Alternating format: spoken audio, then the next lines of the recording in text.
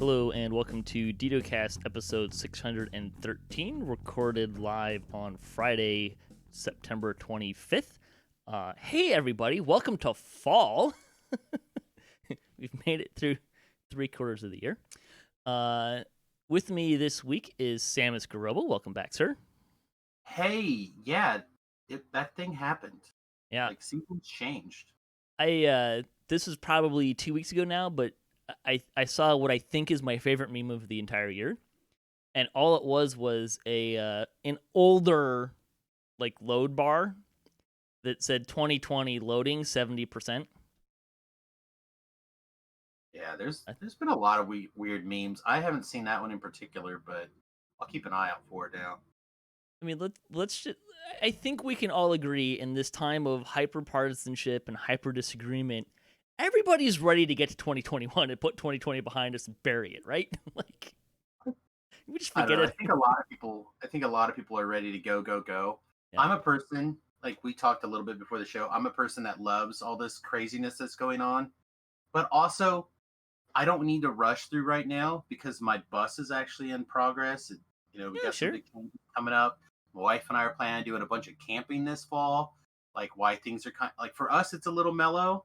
So I'm like, no, we can just keep having 2020 and it can be fall for like ever. I mean, Like, the weather's beautiful. Like, oh yeah. aside from the local forest fires, I kind of like the like 70-ish, partly cloudy temperatures. Yeah, exactly. I like a little bit of rain, but it's been raining here for 5 days solid, which is great for forest fires and keeping the smoke down, which was terrible. But yeah. Anyways, let's see. Back to DDO. Maria Meatable. Maria Meatable gets blue in the 482nd screenshot of the week. Thanks for sending in this week's screenshot. That is Portal opens, right? Yeah, I think so. That's the altar in front of Elminster, I think. Right before Elminster decides to take all the credit for everything. Yeah, right. Like always. We like to talk about Dungeons & Dragons online nearly every weekend. You can catch us through Twitch, YouTube, the DDO forums, iTunes, or from our website at DDOcast.com. DDOcast is hosted by Cyber Ears, the awesome podcast hosting network. Shows are usually available within a few days of recording, and the next show will probably be next weekend. You can stay updated by following us on our social media pages or our website, DDOcast.com, with our calendar. Let's see. On the podcast this week, we got a little bit to talk about. We didn't get a show in last week. My motivation dropped off really hard at the end of the week, and I didn't have anything planned, and it just didn't happen. And then I ended up doing a whole bunch of stuff with my family anyways, so, which these days, family time, fantastic, because it doesn't happen very often. But anyways, so we got some stuff to talk about, Preview 3, a bunch of kind of random things that cropped up regarding the future of DDO. But then in the back half, we're going to talk with Samius. We're going to talk about Hardcore Season 3 Postmortem. We did a Postmortem for the first 2 seasons, and we do one again this week. It'll be a little bit of a shorter, I think. We actually aren't sure. We'll see how it goes. And we'll get back to the Building a Tank series when we're done with this series. And that'll be kind of character builds and stuff like that. That'll be kind of the ongoing, nothing happening right now, presently topic for DDOcast for the near future. Yeah, I just want to say that if you guys haven't checked that out, I actually went back and was listening to it last week. It's very good, very informative. The Build a Tank. The Build a Tank, yeah, it's something I personally don't do. So for me to kind of get an idea from you guys who do build tanks, it's been really helpful for me to kind of mentally get that kind of stuff figured out. Yeah, that's kind of my hope with this series is that it'll, especially for newer players, like there'll be a lot of information. But even the people like us who've been playing for a long time, like I want to give here's DDO is kind of one of those things where like building a character to like 80% of like getting it with 80% of effectiveness of like what you can do with it, it's generally pretty easy, right? Like, but like as you get farther and farther up there, right? Like the difference between taking a character from like 50 to 80 is like the same amount of work will get you from like 85 to 86%.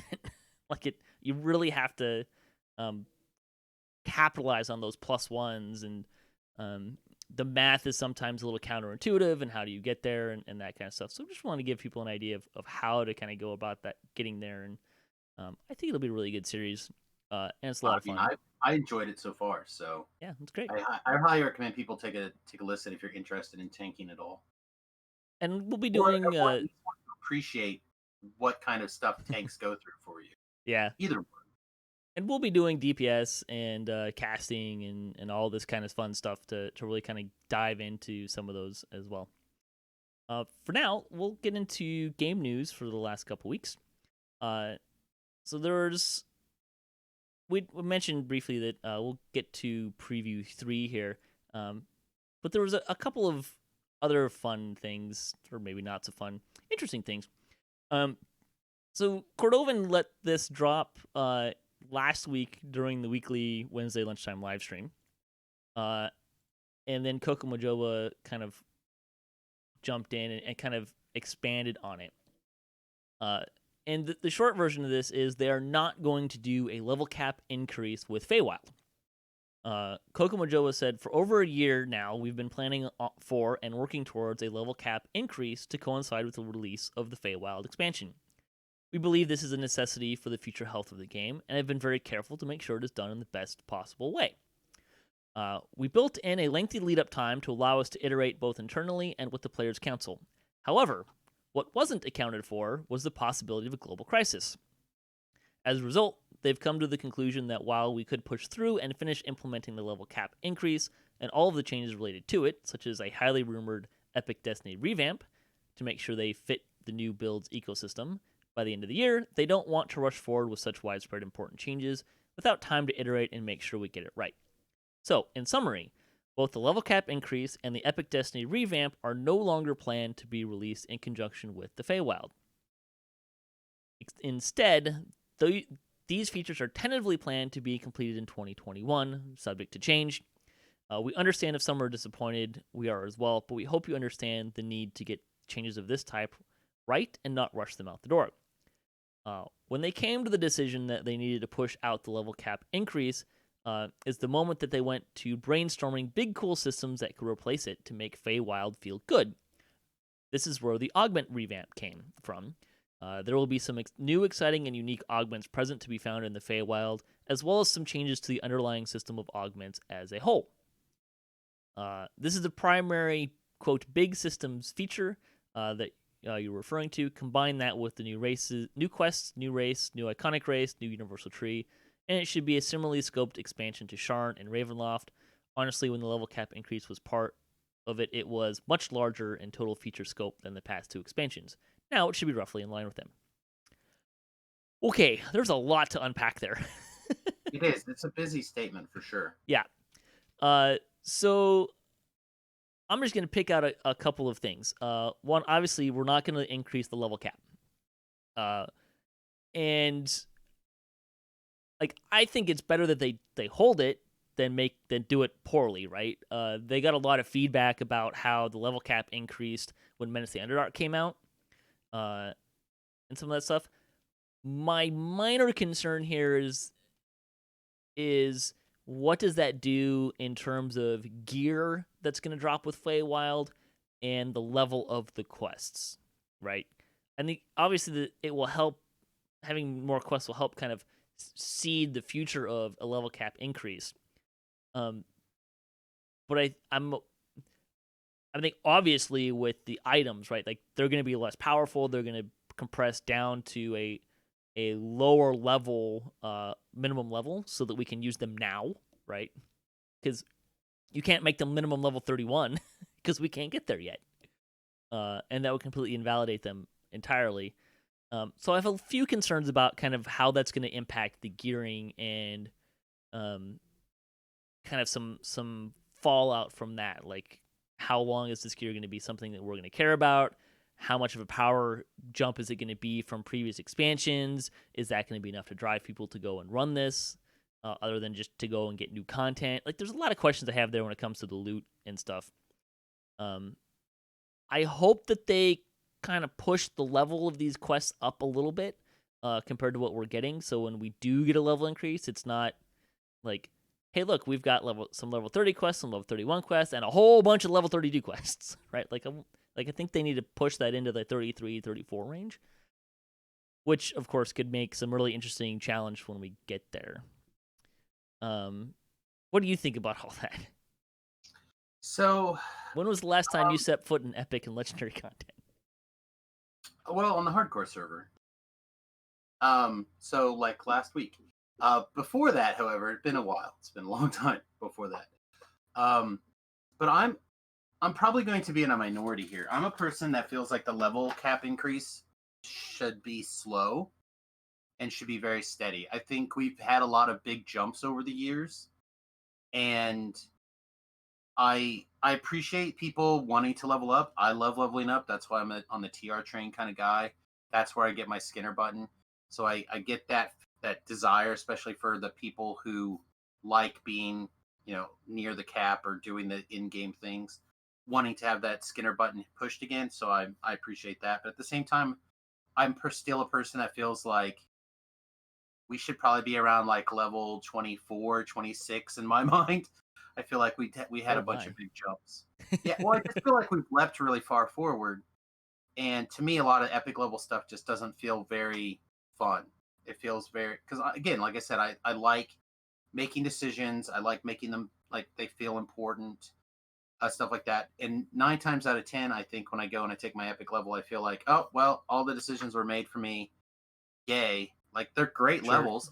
I'm not saying that they're not. I'm just saying that they don't give me, they don't scratch my Skinner button itch. All of the choices are in epic destinies, right? Like they're not in the levels themselves. Correct. Yeah. And the way that system works out, you basically make all those real decisions at level 20. So level 20 is extremely exciting. Yes. Right? Like level 20 is just like this massive payoff. And then level 21 is nothing, 22 is nothing, 23 is nothing. You know what I'm saying? Like sometimes you get some gear in there. Once in a while you get a feat. 29 is fun, right? Because you get a whole bunch of gear. I mean, I suppose if you get to level 29, you have a bunch of gear. Again, I been level 29 twice in the last year. Once was on a hardcore server where I had some gear, but not very much. So, I mean, yeah, whatever. It's all each their own. Sure. However, as for the sentiment of not pushing something forward when you don't think you're going to have the time to do it right, this I think is a positive change from DDO in the past. I feel like they've often pushed things through thinking that they will fix it later, and then they never fix it. So I'm glad that they're doing this as well. Exhibit A, hand wraps. I mean, this is probably like triple Z or something if we were to go through all the times. So I'm glad that they're doing this. So for me, that's definitely something that I can appreciate. As for making the feel, and I know we haven't got to or you haven't got back to this, but making it feel big enough or making it feel like an expansion, I'm air quoting because you guys can't see. I don't know. To me, as long as it's exciting content, there's a reasonable amount of it, it looks good, and there's some repeatability depth to it, which is where I think your point is making sure it's difficult enough that even once you do roll out the level 31 or whatever it is, whatever the jump is, it still feels challenging. I think that's going to be key. And they've really got a lot of stuff right lately when it comes to quests. So I have faith that they can make this happen. I just don't want them to feel like they have to make it X big and then something falls through the cracks in a major way. Right. So I don't know. I'm very excited for it, to be really honest. I kind of expected to start seeing the pre-sale already, to be really honest, but they're holding a little closer to the vest than pre-sales in the past. Let's come back to that. Oh, sweet. Let's get through the spoilers. I haven't read that far through the notes yet. Carry on. It's not, I don't think it's actually in the notes, but I think it's something that's worth kind of discussing. I was having that conversation earlier today. Yeah, so the thing that I think one of the things that players that I saw when they announced they were going to do the level cap, a lot of players kind of really keyed in on right away was, hey, remember when we went from 20 to 25 with Menace in the Underdark and how there was no content? Like, that was lame. Let's not do that. And I think that was kind of it's the biggest critique that I seem to remember, at least that landed with me. I think that was true, right? Because we went from level 20 to 25, and there were a couple of quests that we had that kind of got tweaked into that range, but we really didn't have a lot of content that was there that wasn't meant to the Underdark at the time. And I look at the content we have right now, and it we've got a lot of 30, 31, 32, and my hope is that with Feywild, they'll push that. Given the constraints that we're not going to increase the level cap, my hope, and I think the best place for them to land is Feywild quests should be higher than anything we currently have, because that seeds content, and I think they need to start pushing that content, right, and seeding content to be in that 33, 34, probably not 35 yet, but kind of moving in that direction, so that when we do increase, there's still a lot of content there that is still kind of pushing those boundaries, right?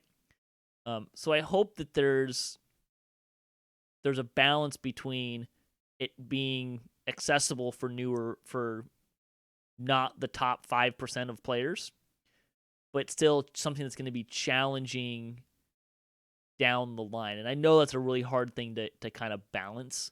I think Too Hot to Handle showed how that can be really, really hard and really detrimental to content if you don't get it right. But I hope that they're able to seed that, and I kind of hope that the gear is like level 30, minimum level 30, just so they can kind of push and kind of again seed some items for being level 30 and above. Well, the other thing they could do, and I'm not on the players council or have any secret things, but something they could do is they could release this, and then with the content wherever they want it, and the items with some, the items the way it is, and then they could be in like some sort of influx, and then they could come out with a part of the level cap increase could be some sort of event, and what it does is it takes things that were quote in flux and jumps them, right? So increases the level cap on the items. Increase the level cap on the items. Increase the power accordingly. Take the quests that are maybe a little bit weaker right now, but then they move like into their final form, to steal like from literally every anime thing. But like it allows them to be a little bit easier now, and then with the raising of the level cap, kind of like, oh, this is a traumatic event. Dungeons and Dragons has got a history of doing this kind of stuff in the past, sort of like these world-changing type level events to make things a little bit more difficult. So I think they can get away with it. Maybe. I'm not sure that the coding time for that would necessarily be a good bang for your buck. I don't know if it needs a lot of coding time, but I'm not a coder. I have no idea. I would probably just assume it would be something along the lines of like, here's version A of the items, and then we'll be ready to patch the version B after we've tripped this flag. Yeah. Especially if they already have items designed at level B, but now they're going, oh wait, we have to roll this back down a notch. So I don't know, I think the big idea for me is I want to see them kind of seed this idea. I think Feywild's the natural place to do it, to start seeding this idea of the content going forward is not being designed around the idea of you're playing it with what you have now. It's we're designing it with the intent that this is content you will be running when you are leveling up past 30. And the gear and the stuff, the content reflects that. That's kind of my hope. So yeah, I think that's a good hope, and also I think they could definitely do something with the difficulty settings to make that a little bit better. Because with the exception of the Too Hot to Handle raid, which I've successfully done no times, I think I've been in it twice. I don't think we completed either time. But with the exception of that, they don't really have huge differences from, in my opinion, from normal to hard, from like in that range. And then there's a big jump at Elite, and even a bigger jump from like Reaper 1, obviously, going forward. So they can really tweak, I think, normal and hard in such a way where maybe we can't complete something right now, or the normal person couldn't complete something right now on elite, but they could definitely maybe get it done on normal or Yeah. hard, and that way people can experience it. But then that 5% have something to chase, like that Reaper completion or whatever. All right, some other stuff to pull out of this. Epic Destiny revamp. There's not a lot of information on what that. Let me rephrase it. There's not a lot of concrete information about what that means or will look like. I didn't go looking for them, but there's a lot of rumors going around and discussions, and they said multiple times on the forums, "Hold on, slow down. A lot of these rumors are factually untrue, or like some iteration stuff and things like that." So be careful where you go and what kind of information you're looking at in terms of the Epic Destiny revamp. Other than that, I'm not really sure how I feel about that. I mean, a little bounce, fine. It sounds like they want to make sure that they don't create problems in higher content. But I kind of also really like how the system is working right now. I don't really, other than a few abilities, I don't really see a lot of problems in the system. Oh, there's the biggest problem with is that it's at a point where people are, I don't want to say done with it, but like you get to the point where things are filled in, and you got Sure. your twist kind of figured out, you got everything done, and then you're done. You can quote unquote complete working on it. Mm-hmm. So it'd be nice if they would, maybe add another sphere, or create a tier of it for each sphere that's for like level 30, where you can Sure. keep working on it, stuff like that. So like I can see them wanting to work on it and improve it, because again, like I said, it just, I've been I did all my my epic lives a long time ago, and I haven't done an epic TR since. And there's, in my They did opinion, come there's out not with a lot new of reason. ones, but sure. Yeah, which I'm, soon I'll be taking a crack at some of those new ones. But that's what I mean. That's the kind of stuff they need to keep doing, so Mm-hmm. it incentivizes people to continue to work on it and do stuff with it. Um, Yeah, there's but yeah, definitely a few Destinies, right, that need some polish. Right, Primal I would Avatar do and that for sure. Divine Crusader kind of come to mind. I think a lot of the other ones tend to be in really good shape, at least in terms of a parity standpoint.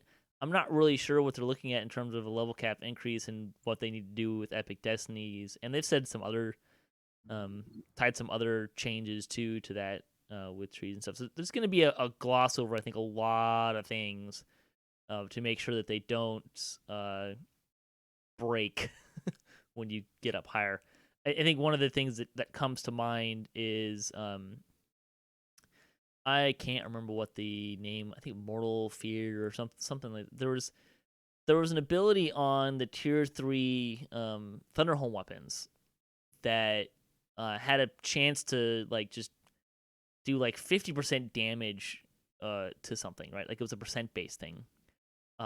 And they ended up making a caveat later that said that won't work in legendary content, because it basically breaks the content, right? If you can always do 50% with this weapon, it's how do you make something that even competes with that beyond? It's just, it has no scale. It doesn't scale right and that kind of thing. So we'll see where that goes. I'm cautiously interested,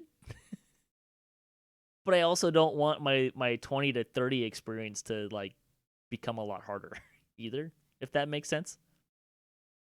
Yeah, I mean, it's always good to be optimistic about the future, but still be wise enough to realize, wait, some of these things might need to be thought through very carefully. Which, again, I gave Seems them a like lot they're of doing. credit for doing a good job lately.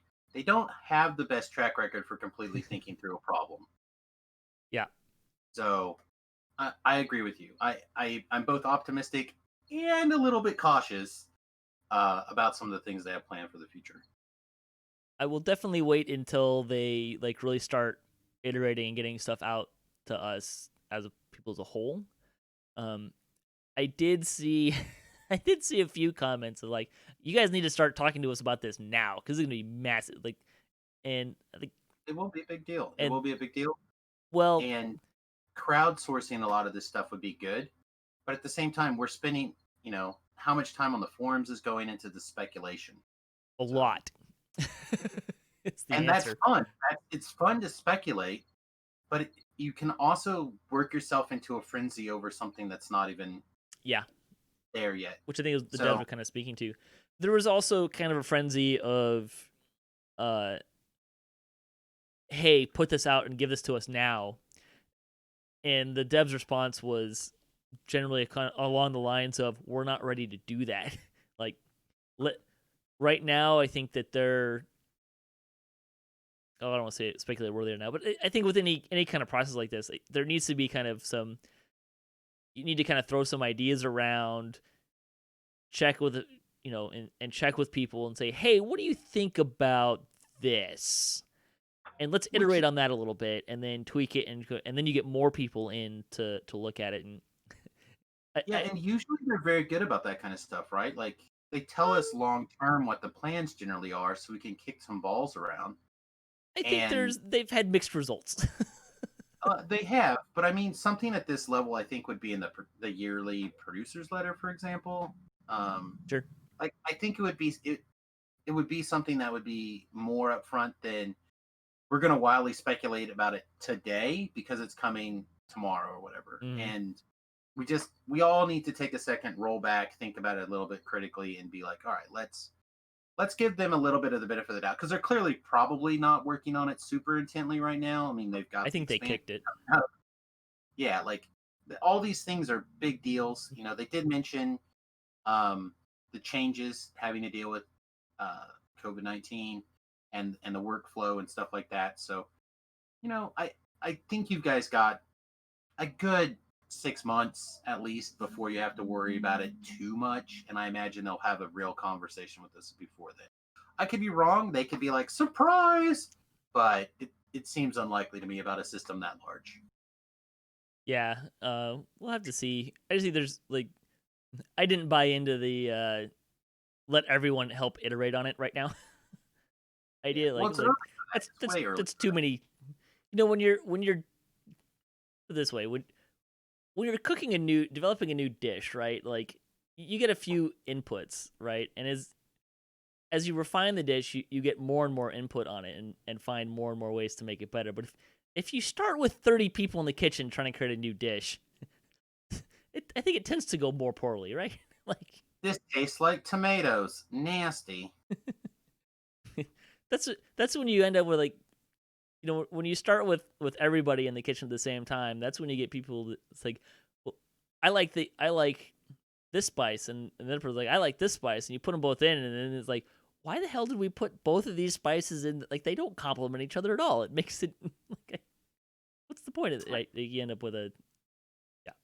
I agree. So I didn't really buy into that argument from players. I understand the trepidation, right? Of you're touching epic destinies. What does this mean? Well, and if you're a player that is concerned about it and would like to take a more active stance, you can apply for the Players Council. Sure.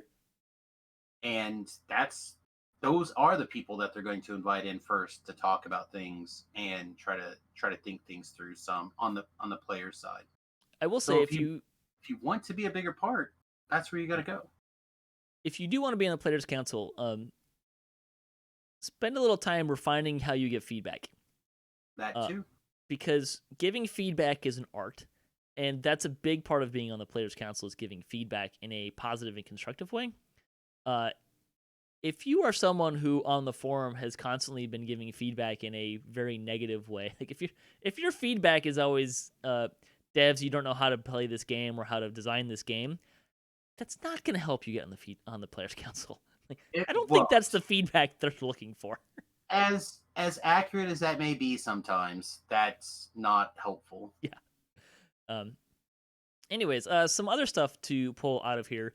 I did think it was interesting that they called out the global crisis. Not to say that I had a conversation with some players, and one of them was a little down on that, and like, oh yeah, sure, that's just their excuse. I'm like, maybe, but I think there's an indication here that their workflow has been interrupted, and I think it's fair to say, based on how the year has gone for them, that they are a less efficient company right now. Sure, I don't know if that's they're in totally the offices yet. I don't think so. I I think don't think most so of them are either. still working remotely, and that is one of the things that is a major change Mm-hmm. for this process. As somebody who has both visited SSG office, I'm sure you have too, right, Yep. Patrick? As someone who's visited, as well as somebody who's entertained the notion numerous occasions to potentially join the staff there, they are very well built for internal processes. Um, and exploiting that out to Zoom calls and working remote and stuff like that, especially for a company that doesn't spend a lot of time doing that, Sure. is a process. So, I mean, it working remote on all this stuff and not having your pair partner necessarily in the same way, or I don't remember if they're paired or not, but like all these things are factors, and all these things slow you down.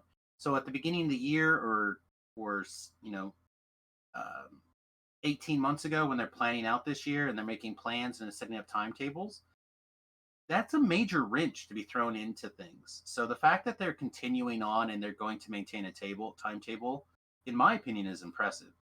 So whether you're a person that thinks it's a problem or not, just realize that it has had ramifications on production for things like this.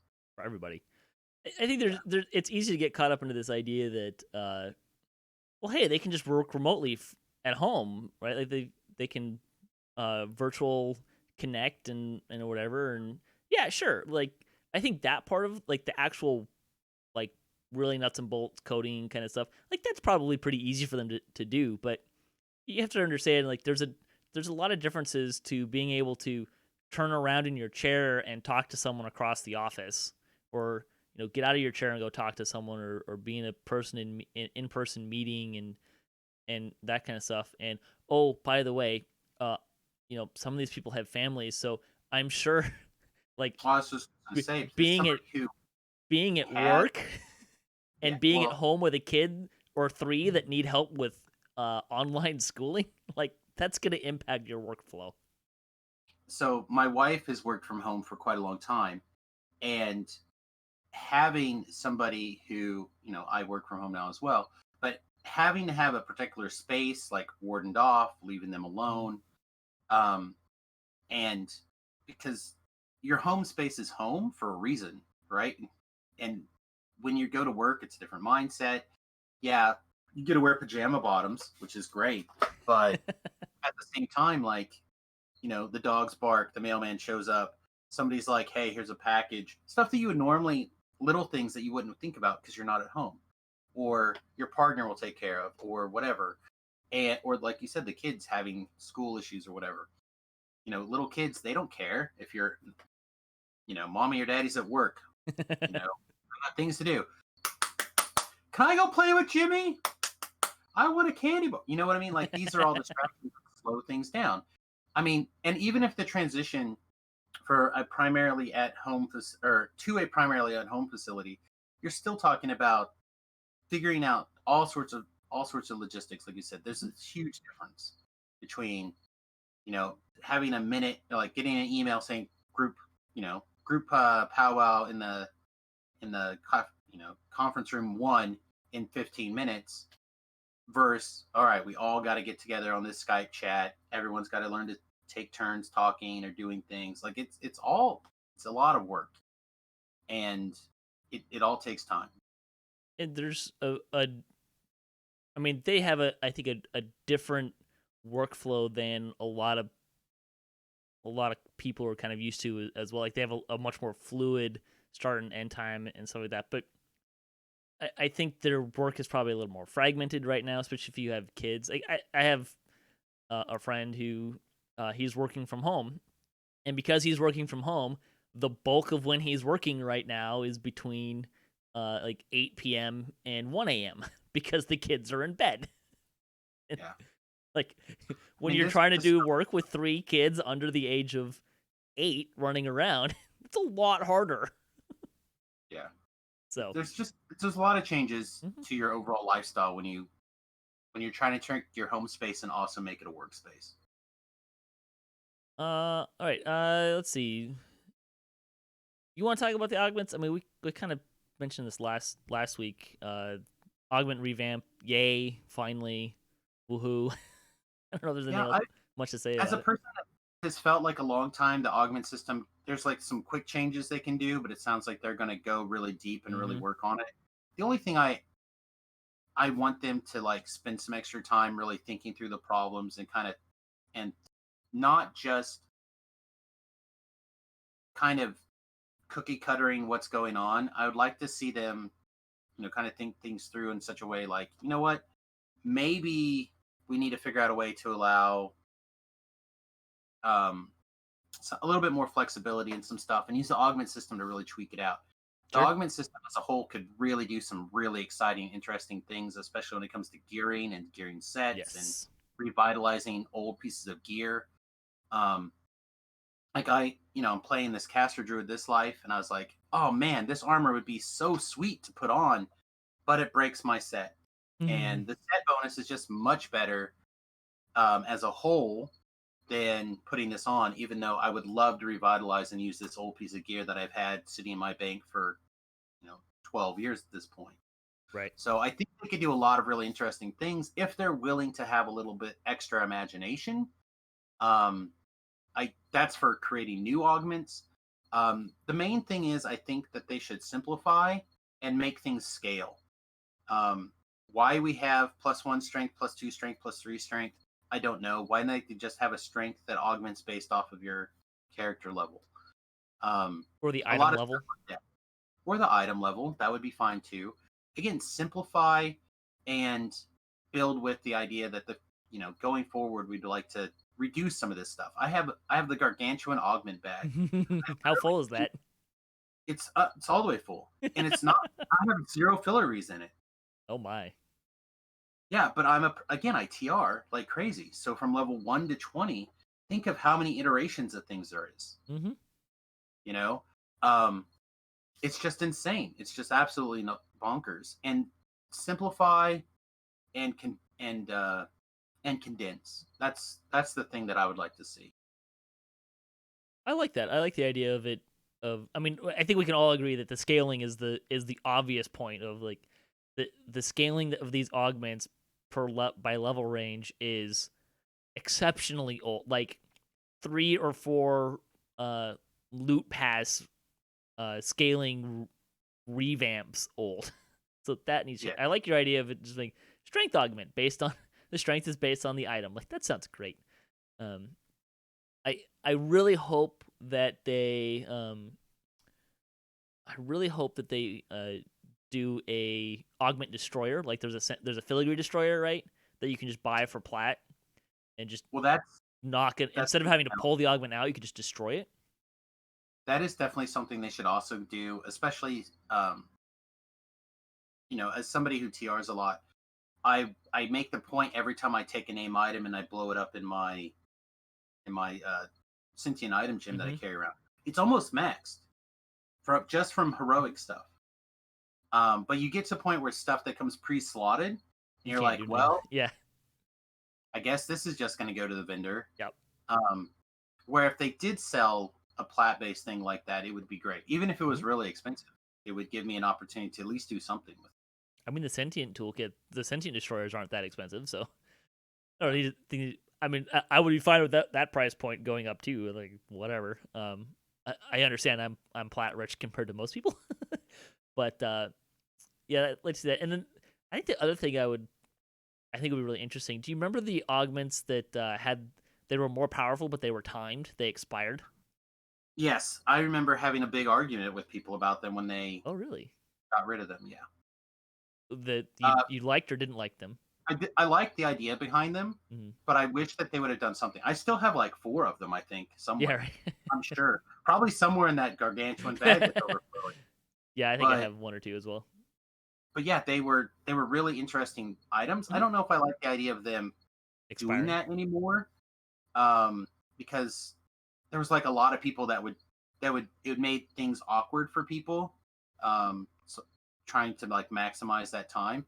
But again, it added a layer of complexity that I did like. So I would be okay having them do something similar, um, in the idea that there's something that activates how long you can take full advantage of it, like maybe a really powerful augment, but you have to feed it or turn it on or something. Sure.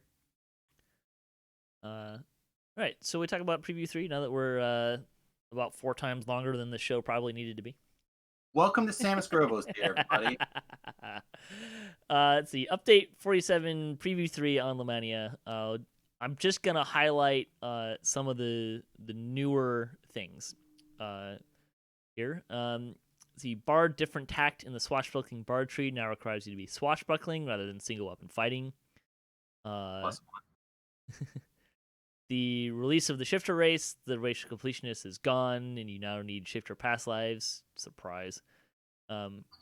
Let's see. They did a little bit of spell work. Color Spray is now a level 1 spell available to Wizard, Sorcerer, Bard, and Warlock spellbooks.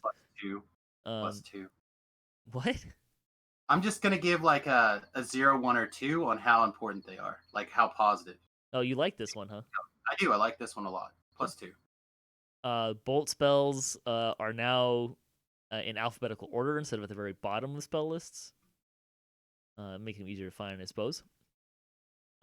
Favored solo should once again be able to select their level 20 damage resistance feats. That's helpful. -1. No, that sounds good. Fixing bugs is good. Barbarian temporary hit points from Barbarian's Occult Slayer, Vampiric Bond now scale correctly. I hear this is really important. I mean, temporary hit points are great. Yeah, I've heard that it's been broken for a while, or it's never worked right at all. Yeah, and it's something that a lot of people are excited for. I mean, Occult Slayer is, I think, kind of one of the. I feel like Occult Slayer is the clear loser in the game of which of the Barbarian enhancement trees is best. So making something work correctly that people are excited about, that's good. The temporary hit points from the Blood Feast 5-piece filigree set are now dispelled by the Dismiss Rage feat. Makes sense. They're activated by using Rage, so. Celestia and other Sunblades now respect Strike Through. I know people are kind of excited about that one. Sharn Boarding Pass cast time should be much quicker, matching the total activation time of other teleport items more closely. Thank you. This is something that should have been fixed much earlier. See, the price for an Immortal's Heart has been reduced to 2,500 Codex runes. That's half. And that's what allows you to wear more than one legendary green steel item. Very nice change, particularly if you're coming to that content later. Trying to think of how to say this professionally. If you're upset that you bought a lot of them before, get over it. I mean, it says right on the box, gameplay may change online. Yeah. You have to be flexible on stuff like this. Yeah. Let's see. Finding Doris. They fixed a bug that occasionally caused the objective check to see if the fighter trainer is home to never complete. The detection box is basically smaller than the boss's activation area, so you could pull the boss out and kill him and never get into that activation box. Mounting will now automatically detoggle the Artificer Auto Rune Arm use feat, preventing you from automatically dismounted. Okay, I didn't even know this was a thing until right this second. I literally threw my both hands up in the air and I wanted to start clapping. Oh my god. Yeah. Yeah, that's. I've never been so excited before. I'm not even kidding. I'm like flustered. Yeah. Someone in the chat is saying hopefully the Celestia and Sunblades don't break when you put augments in them anymore in the future when they fix that, when they redo the system. Yeah, that'd be nice. Or just take the slots away. Let's see some stuff. sometimes the best solution is not the one that is the best solution. Yeah. Shifter stuff that changed. They now get a feat that makes them considered both a humanoid and animal. So that kind of clarifies that. All of the last couple iterations, the shifting stuff has lasted a time based on a stat that wasn't Constitution. They are all moving to being based on Constitution. Basically, they couldn't get it to work with other stats, so all of the shifting will now be based. Time will be based on your Constitution, which I don't feel like that's going to be a big deal, right? Because Constitution is not a dump stat. You're going to put a lot of points into Constitution anyways. Spoken like a true tank. I mean, anybody, right? Con is not a dump stat, right? Like, we say this all the time. I mean, I don't disagree with you. I'm just saying that's what a tank would say. I feel, hey, if a DPS, you don't have enough con, you're going to be dead, and you're doing 0 DPS, so... If the tank's doing their job, you're fine. Who failed first? The healer that let the tank die, the tank that died, or the DPS who didn't kill the boss fast enough? Right? It's always the healer's fault. But, come on. You're third in that chain, right? I have 4 hit points. Tank, turn them around. Let's go. We did find out that the racial past life for Shifter will be +1 to spot, +1 dex, +1 racial action point. There was a little bit of, hey, this is not strength.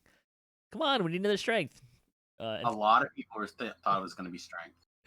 I appreciate that they're going thematic. I am also disappointed that it's not strength. So, for the next race, pick a strength race, guys. Let's see. Some changes to the Shifter tree. They now have a +1 will saving throws in tier 1. Howl changed to give nearby enemies a +2 action boost to PRR and MRR plus an additional 2 per 5 character levels for 20 seconds. It no longer has charges. It just has a cooldown. That's the Beast Hide Howl. The Wild Hunt Howl is now an action boost to saving throws, +1 per 10 character levels you have. I mean, it's only level 2, but feels kind of meh. They changed the activation cost of Magic Fang, and made it so you can cast while being raged. This is kind of stuff where I find more interesting. They give Shifters now have a Maul action point or action thing attack that functions similar to the Druid spell. So that's kind of fun. The thing that's really nice about Maul is it also has a possibility to give you an Intimidate. So if you want an extra Intimidate, there you go. That's fun. Let's see. There's the stronger Howl. The B-side one now does a -2 attack of enemies. The Wild Hunt debuffs their saving throws. That one could be useful, right? You're doing DC casting. And Howl of Terror can now be used while raging. So that's a Shifter. It feels like it's looking pretty good, I think. I don't know. I literally have not looked at it. I now know more about it now than I did previously. Sure. I'm a person that likes to be not really surprised, but like kind of surprised on live. So, I do have one comment though. Can we stop making things where you get this spell activation and then like 3 charges, it becomes half of what it is to start with? I hate this. It doesn't do anything. It's just a trap for people to spend more action points into it. Just make it cost 2 and have it be the top tier effect. I don't like it. Every time I read one, the 1, 2, 3 versions. Yeah, like for Magic Fang, it doesn't change the spell in a fundamental way. It just means you can cast it in 10 seconds instead of 20 seconds and cost 8 mana or 4 mana instead of 8, how does that fundamentally change anything for it? Sure. It doesn't. It doesn't make any sense. I do want to point out with Magic Fang, it's hit points, not spell points. But oh, hit points. Okay, same thing. Yeah, it's kind of an interesting thing, right? There's certainly ones where I will spend the points to get the cooldown faster, and there's others that I really don't care if it costs more and has a longer cooldown. Like conjure arrows, I don't care. Right. Things that are buffs or things that create things that have a long duration, you don't need to do that. It's a waste. Just make it cost 2 if you're going to make it cost 2 and have it in there. Otherwise, all you're doing is tricking people, in my opinion, into taking these things. And it's it's programming work for no real payoff. Razor Claw, the past life, the active stance will be +1 to attack and damage with melee weapons per stack. The passive bonus is +1 to will saving throws. It can be stacked 3 times. The Howl and Magic Fang changed for them as well. They also got Shred as an active attack, costing hit points. It's a hand wrap attack, so it requires them to have hand wraps. But they can make an attack similar to the Druid spell Shred, which is kind of fun. I like this. It's kind of along the lines of what I kind of wanted to see. Destructive Shifting changed to under the effect of a Razor Claw shift, you gain improved destruction, +2 to hit and damage with hand wraps, and trip to enemies for 2 seconds on a Vorpal. Your iconic Rage now uncenters you, which was in there before. Their Stronger Howl changed as well. They do get a new ability, Second Claw, which gives them a +10% chance to make offhand attacks, and a +3% offhand double strike. Woohoo, 3%! It seems so low. Let's see. They're overwhelming shifting. While under the effects of Razor Claw shift, you gain +2 to hit and damage with hand wraps, and a +1 primal bonus to critical multiplier with hand wraps. That's pretty cool. +1 primal bonus to critical multiplier. They also get Relentless Onslaught, which requires hand wraps and is similar to the Druid spell Relentless Onslaught. I like these changes. I think that it gives them the missing flair for using hand wraps that I'm really happy to see. So that's going to be fun to play with. Yeah, the little bit I've actually seen and experienced with the shifter stuff, it seems like it's going to be a very fun class. Mm-hmm. And I'm always a fan of getting more Eberron in our Eberron game. So I'm glad that this is coming. Hopefully the next couple of races are also going to be Eberron-based races, so my fingers are crossed. No strength races in there, though, Patrick. I mean, using strength to attack is so 2016. Oh, for sure. Speaking of using other stats to attack, Feywild Illusionist, all of the... So now it's each core ability you spend in the tree, including the first one. You get +5 force and +5 universal spell power. So they kind of move some of that around a little bit. They now have greater color spray in the cores, which is an advanced version. I believe it's like color spray, except it can create the helpless state, which will get you extra damage. The level 18 core now gets you enlarge meta magic at no cost. And the capstone, you now have a cookie that gives you 95% concealment for 10 seconds for everyone in your party, regardless of where they are on the dungeon. So that's kind of fun. Enhanced invisibility adds +15% missile deflection. Pretty nice. That's when you're under the source of any invisibility. Might not really be super useful in that regard, but whatever. It's interesting. And then their displacement changed to they now have displacement, but it's no longer a spell-like ability, but it's permanently on. Let's see. So other things that are changing. Shadow Blades are now also grants proficiency with short swords while equipped. That seems relevant. I mean, if they're going to be short swords. Seems good. Fey Dark Explorer grants move silently instead of diplomacy. The capstone was increased to 15 seconds instead of 10. Offensive SLAs are getting a slightly higher maximum caster level. And there's also a Master of Shadowblade's feat in Epics to further help them scale in Epics. It's kind of fun. Offensive Shadowblade spells are getting their cooldowns reduced by a couple of seconds. Let's see. Greater Color Spray had its SP reduced. Familiars themselves are going to actually be ethereal to spells and projectiles, so you can cast through them and not have your attack chain eaten by a friendly, cute flying cat. I feel like that's a positive. See, they merged the passive portion of improved invisibility into the Invisible Guard enhancement. See, there's going to be a new 3-rank passive that adds +1 to saves for total +3 with fear immunity at tier 3. Magic Missile immunity enhancement is picking up a new secondary portion. It will passively ward against Magic Missile, but also enhances the shield and Night Shield spells.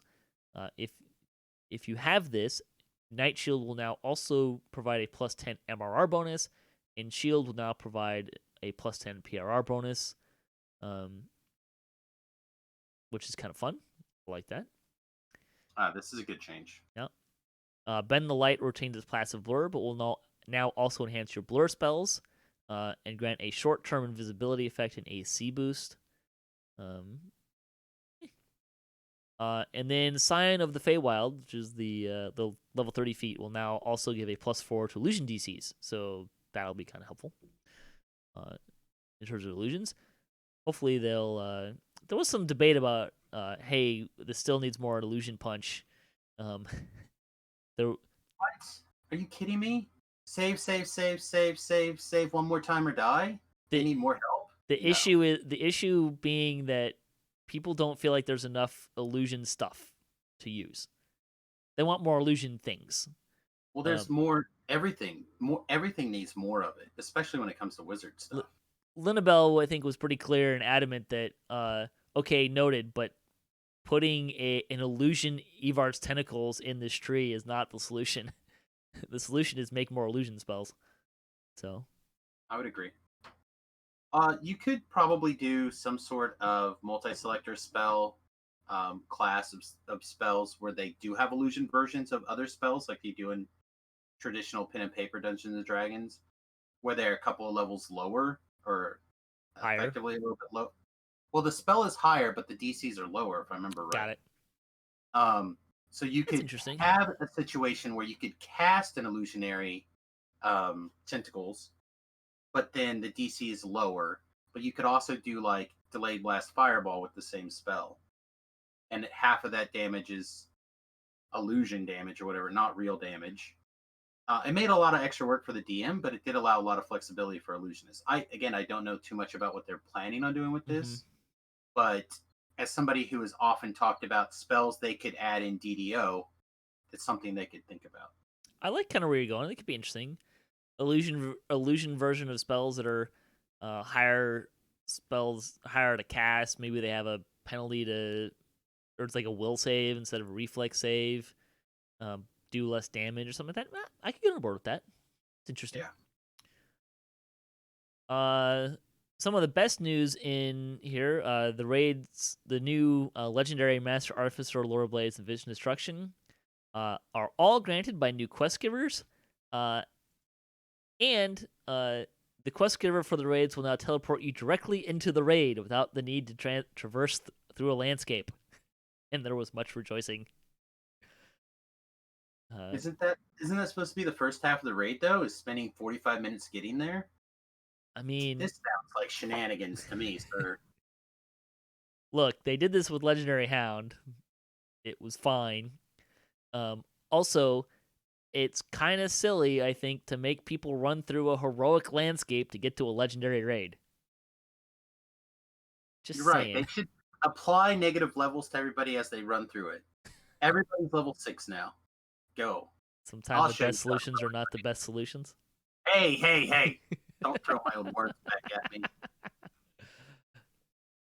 All right, some loot stuff. Regarding a couple of things. The 950 threads of fate to fully upgrade a legendary alchemical weapon. Those costs are what the nearly finished raid stuff uses from the Sharon stuff. That's going to change down to 450 threads to upgrade stuff. I did not see anything about nearly finished dropping down to 450 threads. That would be nice, I think. It is a lot of threads. They added legendary propulsion boots. This is fun. If you're familiar with the boots of propulsion, level 18 set of boots from schemes of the enemy that everyone should have, one of. You can now get a legendary version, and I have been told by a credible source that they do not share a cooldown, so you can have both. So that's kind of fun. It's also a 5-minute cooldown instead of a 10-minute cooldown for the jet. Let's see. Some changes. I'm probably not going to go through a lot of these. The alchemical hand ramp blank was replaced by a Morningstar. The Champion of Twins shield was changed from a tower shield to a large shield, presumably so more people can use it, since it has a healing aspect to it, and none of the healing classes get tower shields, so that's good. Legendary alchemical blanks are now bound to character on equip. Fun. That seems fine. I'm thinking specifically, hey, I wonder how well they'll sell in the Shard Exchange, personally, but cool. Let's see. AoE blasts no longer do half damage on a failed save, and also no longer have a save at all, so that's cool. The tentative flow. So there was a chart that was posted. I'm not going to go too far into it. If you're really interested in this system, go look and do some research. But so tier 0 will bind the item to your character, and it's a material choice. I will note that Crystal is one of the options, which provides -10 arcane spell failure, and should be giving that effect. So that's cool. There are a lot of people saying, "Hey, there's no material for casters." Come on, well, Crystal actually provides a benefit, so that's there. So there's some fun stuff there and bonuses. It looks pretty good. I just hope that this is a system that'll continue to have some lifespan, right? As opposed to like the heroic version of this.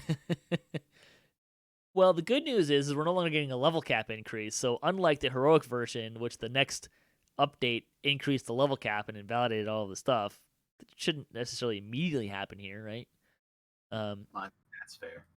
I have some concerns that this is going to be a very popular system, just from the standpoint of it costing threads, and it's not entirely clear to me how popular it's going to be. I'm also I understand why they did this, I think, but I'm not super on board with an element being related to. I don't know if it necessarily matters though. It's like fire gives you charisma, alchemical charisma. Cold gives you alchemical wisdom. Right. So that where you're getting the stat is slightly different. Actually, cold will give you intelligence or wisdom. So there's a little weird stuff going on there, and I'm not sure if there's a set bonus for like having everything be fire or everything be cold. And if there is, then that I don't like that being associated, like an specific element is associated with a specific stat. That's kind of annoying. But we have that in Legendary Shroud, and it doesn't seem to stop a lot of people from using it. So yeah. I really want to yell at you to come back out of the weeds now. Join me out here. Let's not focus too much on the system that's not here yet, and pick on it too hard. Sure. It's going to be another crafting system with crafting mats that are going to be crafting things that are going to have problems that are not completely thought through. You may have found another one. Welcome to Dungeons and Dragons. Yeah. All right.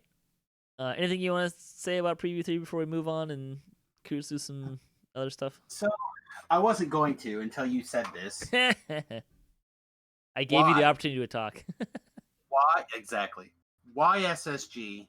Do we have to have special things for Scooty Booties, legendary Scooty Booties? Why can't wizards and other arcane casters just have instantaneous fly already, people? This is malarkey! Alright, carry on. I will die on this hill. I would be okay with wizards being able to cast fly if it meant that if you took that spell, it was exclusive with Featherfall, so you could only pick one. I mean, fine. Like, instantaneous fly. I'm not even saying they go up. I'm just saying forward, like the Abundant Monk Leap. Sure. Like, why? This is a no-brainer. It could even be level. I mean, you shouldn't make it level 4 because it's a level 3 spell, but it's an easy thing to add that adds a whole lot of flexibility. You have races that do it. You have items that do it. You have classes that do it. Sure. Why the hell is it not a spell? I like it. Bonus days, 5% Reaper XP through September 27th. You got a couple days for that. Last weekend was Crystal Cove, which I wanted to mention because it has new loot. It's already over, but it is expected to come back for a longer duration. There was some issues with the loot. I think primarily there was a new bow and a new falchion, and I think they were both doing bludgeoning damage instead of their correct damage. So that's going to be fixed in the future. If that was a perk, then that would be I consider like seriously, if they would have listed that, I would have got that bow. I think. Sure. Hey, bludgeoning bow. That's fantastic. Yeah. Really good at level 4. Are you kidding me? That would have given you a reason to get that bow. Let's see. Store sales. Adventure in Advance, 20% off of select adventure packs and Quest XP elixirs through October 1st. Also, the weekly coupon is a honey hair dye. The coupon code honey hair. Notable because it is the second time in like 3 weeks we've had a hair dye. I was going to say, we just had purple or pink or something. Petal pink, yeah. Also, it's not bound to character or account, so even if you don't want it, you can buy it and throw it on the auction house or something. Give it to somebody who does. Mm-hmm. All right, that'll bring us to community news, the 397th Chronicle. This is last week's Chronicle. This week's hasn't come out as of the recording. Hardcore 3 wrapped up. The guild is Wolfpack, a Sarlona-based guild that helps its members reach their goals. So if you're looking for a guild on Sarlona, you can check that out. The comment for the week: what food needs to be available in taverns? Oh man, I feel like this is where I should have pre-thought of a witty answer. I don't have anything. Yeah. I'm trying to think like bar food that's really good. The DDO player, Drac on DDO player said mozzarella sticks. That's a great option. Oh yes. Nachos. Patrick, would you like to eat 5 string cheese, Patrick? What if I wrap them in flour and deep fry them? Yes, Fantastic. I'll have 2 dozen, please. Onion rings, spinach artichoke dip. If other appetizers that I really like, like a Thai place, crab wontons. General appetizers I like, please. Yeah. Delicious. Yeah, I mean, I get it for role-playing stuff. It would be nice to have some more options in there that do things, but yeah. I don't know. I think you should be able to scale them, like rename them on your own. Or just have them be a little bit more effective. Well, that too. Like if I have a full stomach and I leave the bar, I'm going to continue to have a full stomach. Yeah. You know what I mean? It seems good. Yep. Let's see. Fan site stuff. We got a shout out for our episode last week for building a tank. DDO Players News gives money to quiet people. Damsel DDO recorded their gaming for episode 131. TDO Stream has DDO PL, D&D night. that was our Stormreach Chronicles. Doug Glendower got retro on Twitch. Nubicabra fights Famine, Fear, and Plague Reapers. Earthstar DDO runs Reaper 10, and Noel Day approaches Completionist. And on YouTube, Father and Son Gaming does a Let's Play. Cabo Muddles and Valagar Alovane provides a walkthrough for the Zorian Cipher. Interesting. I haven't seen anyone do a walkthrough of Zorian Cipher for a while. It's got a few little things about it, right? So yeah, it's not bad. And Mickey chronicles her rating. Let's see. World character transfers have been re-enabled. Hardcore still pending. Yeah, that'll be a couple of days probably. I imagine sometime next week they'll turn it back on. They are trying to get through it. The work they need to do that quickly. So should be pretty soon is the hope. Yeah, take your time, get it right. That's all. Don't delete my hardcore character shenanigans because you're updating things. All right. Let's jump into, speaking of hardcore, season 3. Do our wonderful year. our post-mortem. So Samus, how did hardcore season 3 go for you? It went pretty well, I think. Up until the last week or something like that, I'm 95% sure I was the highest ranked person that hadn't had a death.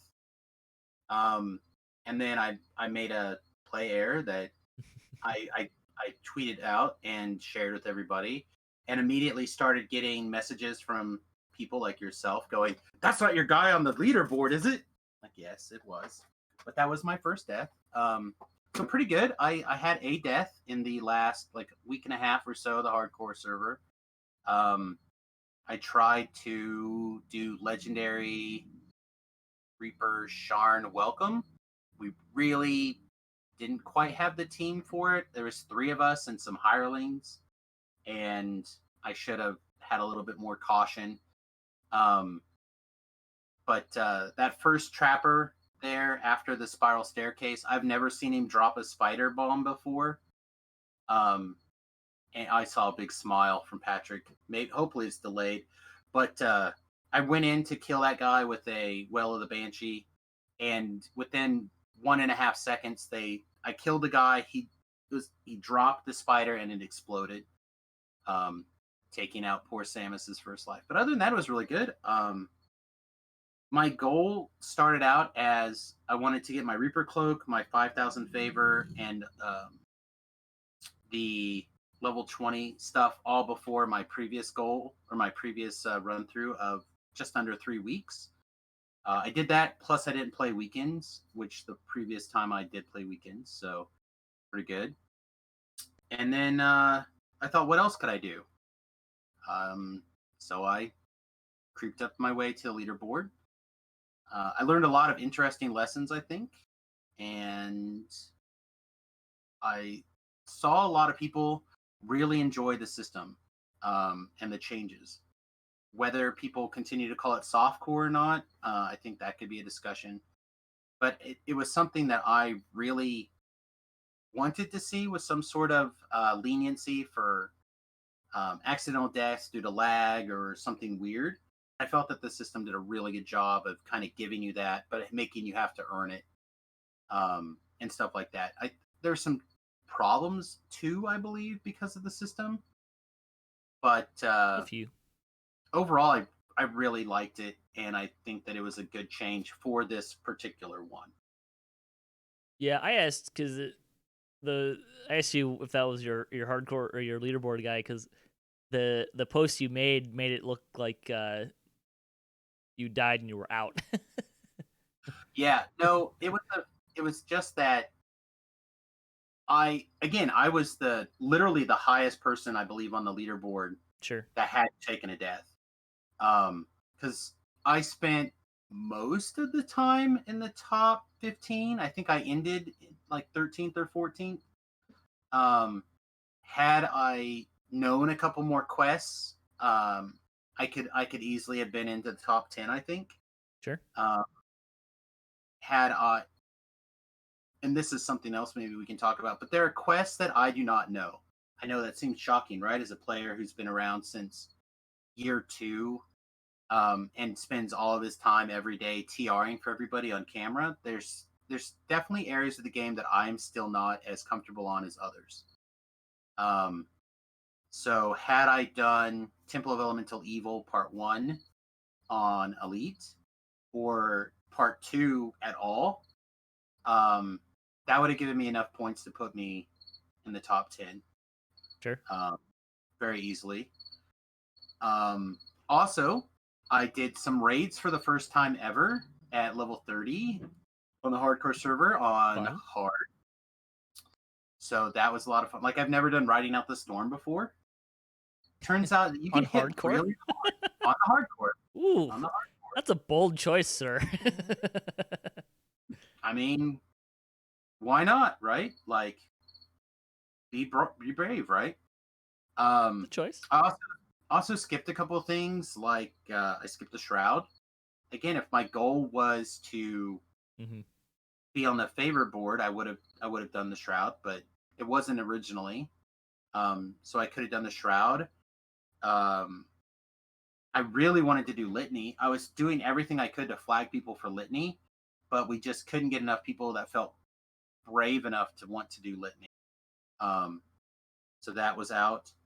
I tried. We farmed up materials for boots to do. Is it Tower of Despair? Yeah. But when you get to a certain point in the game, the number of other people that are also at that point with you drops off really quickly. So it was really easy to get 2 people or 4 people that wanted to do a certain raid with you. But unless you caught the certain other group of people who were also willing and ready and able and excited to do that stuff with you, you weren't going to make it happen.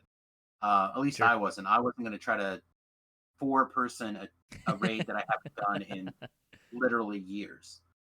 That makes sense. So there's a few things like that that I definitely picked up weaknesses in my own game because of this particular hardcore.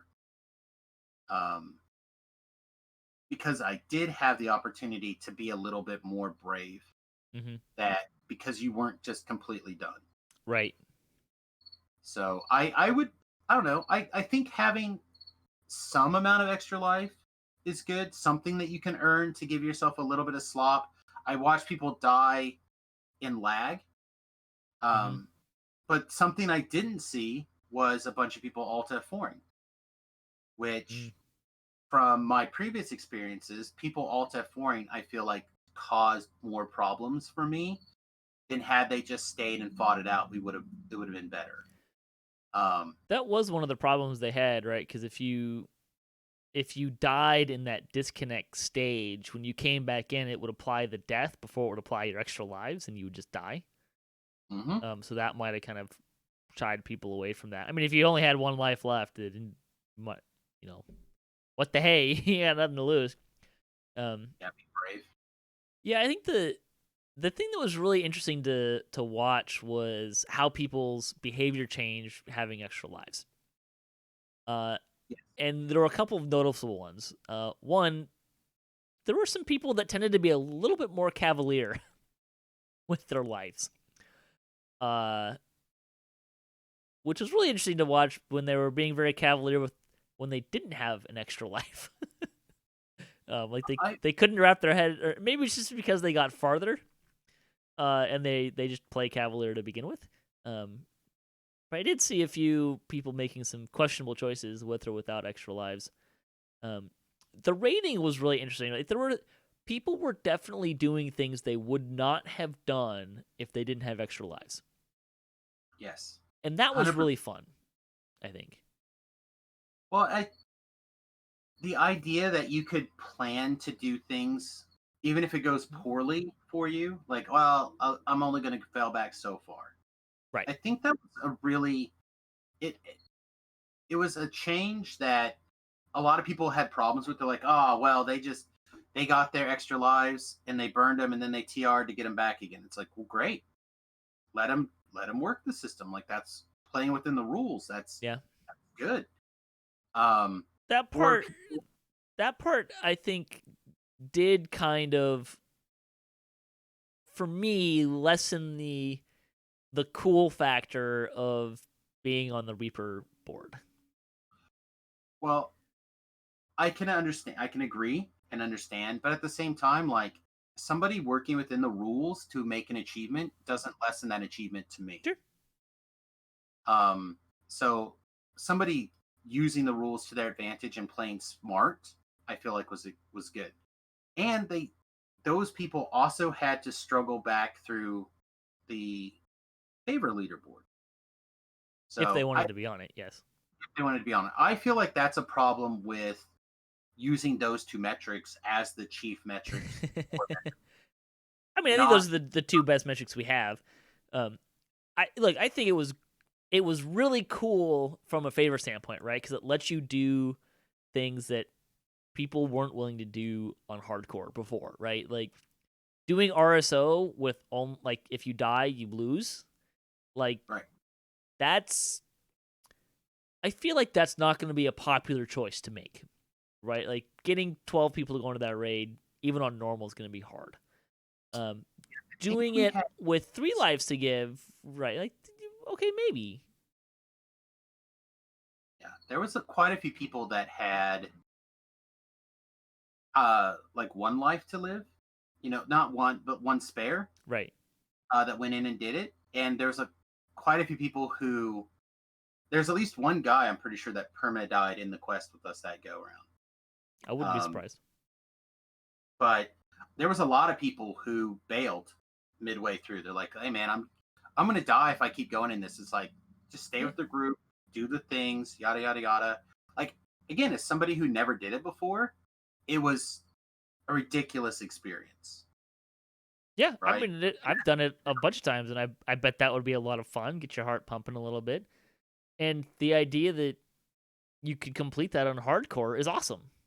Right? Did you guys win? We did. Yeah. It was a little. That's a great achievement, right? Like, and the extra lives. That's the fun part about the extra lives. Is it gives you that opportunity and the freedom to be more bold in what you're doing. Well, and I want to comment this also. Part of that. So when people are playing cautiously and it's outside of where the style they normally play, right? Which is why I think permadeathers excel so much in hardcore, is because their style of play leans towards staying alive. Right. A lot of us, our style of play is usually a little bit more aggressive, a little bit more moving forward. It's more speed based, right? Right. So when we shift to try to pull back, it puts us out of our comfort zone and into a different style that we're not as comfortable on. Sure. So by giving us that little bit of wiggle room, which I felt after the first life, and I literally watched people, they went, oh, I got that spare life to live. They get uncomfortable, and then they immediately died, right? But I also saw it the other way around, where people went, okay, well, now I have a little bit more flexibility again. And then they relaxed and they moved back into their comfort zone, and everything was fine. So I think it does a couple of different things for you with this extra life mechanism that I really thought was fun for the particular hardcore. Because if you think about it, how many times do you really die doing like Reaper 1 quests, Patrick? Like nine times out of 10. Depending on what I'm playing. I'd probably die half a dozen to a dozen times in heroics. On a Reaper 1 in heroic? I mean, I'd be fairly aggressive. I don't know. I feel like I die, especially now, probably just like on a chill Reaper 1, maybe 1 out of every 20 quests. And usually when something like that happens... Yeah, that's about 6 to 12 times in heroics. There's a lot of quests. I don't know. I don't feel like it's that big. I probably, like, on this life, I'm right now level 17 or 18.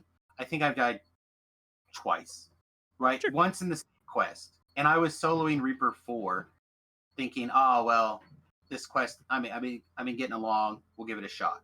So I think I died like I said twice, maybe 3 times so far in heroics, and that's me trying to push myself a little bit higher.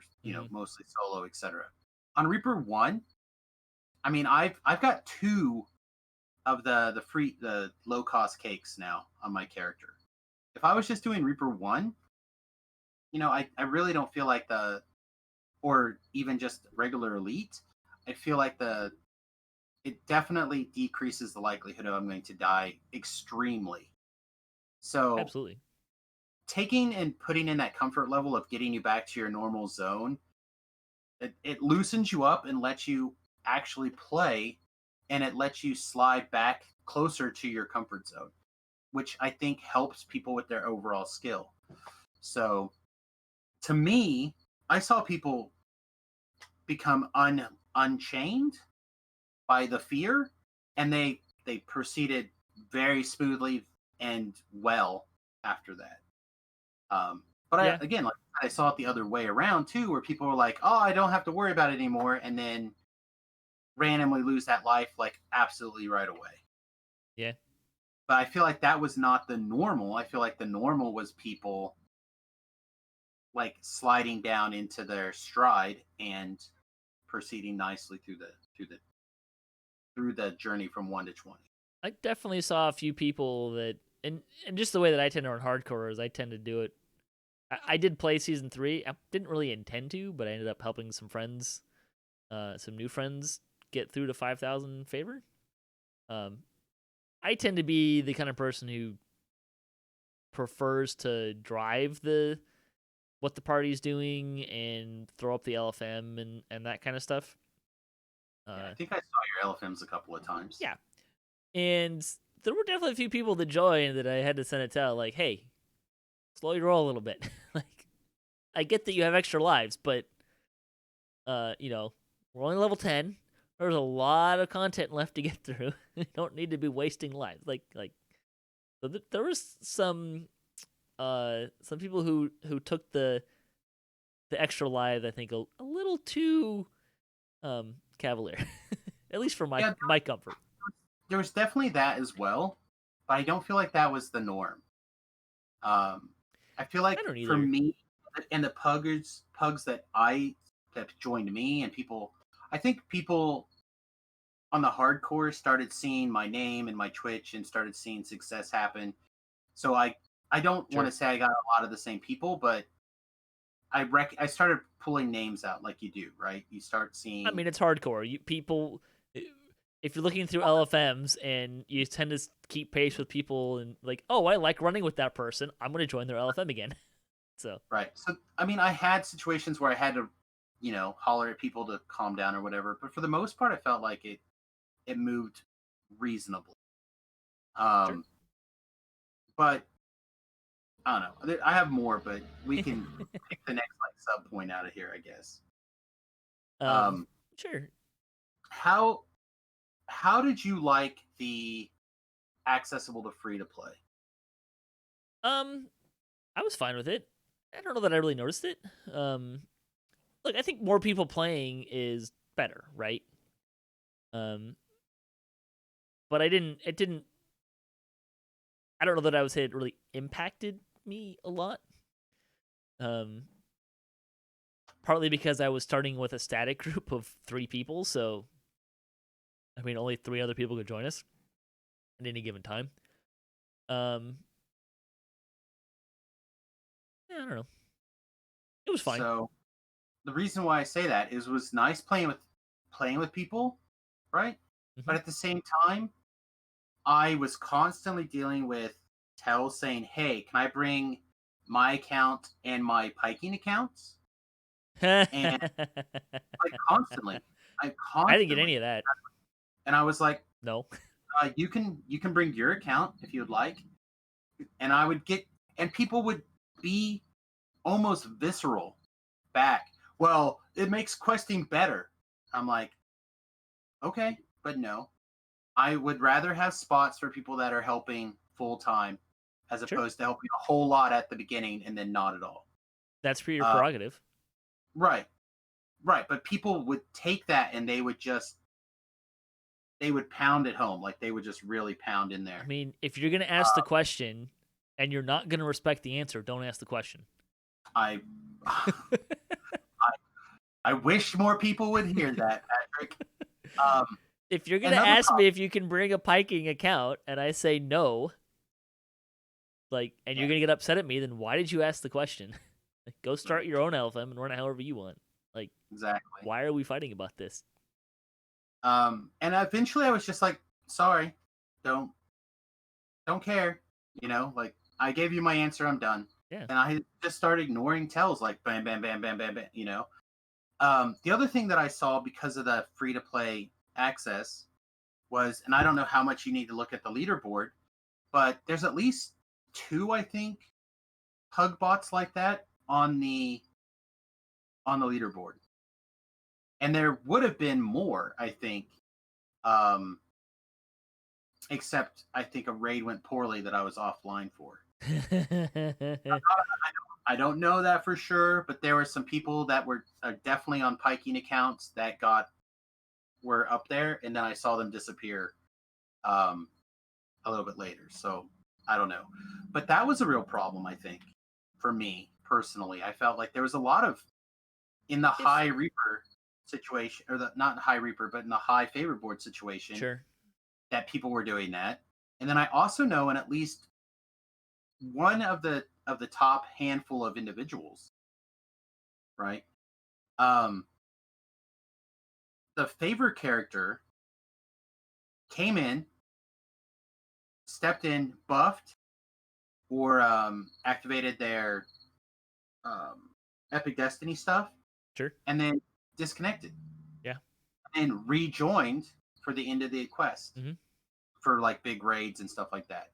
So they were using an alt to like power level through and get the favor for the actual character that they cared about, for like the name on the leaderboard and stuff. I don't like that kind of stuff.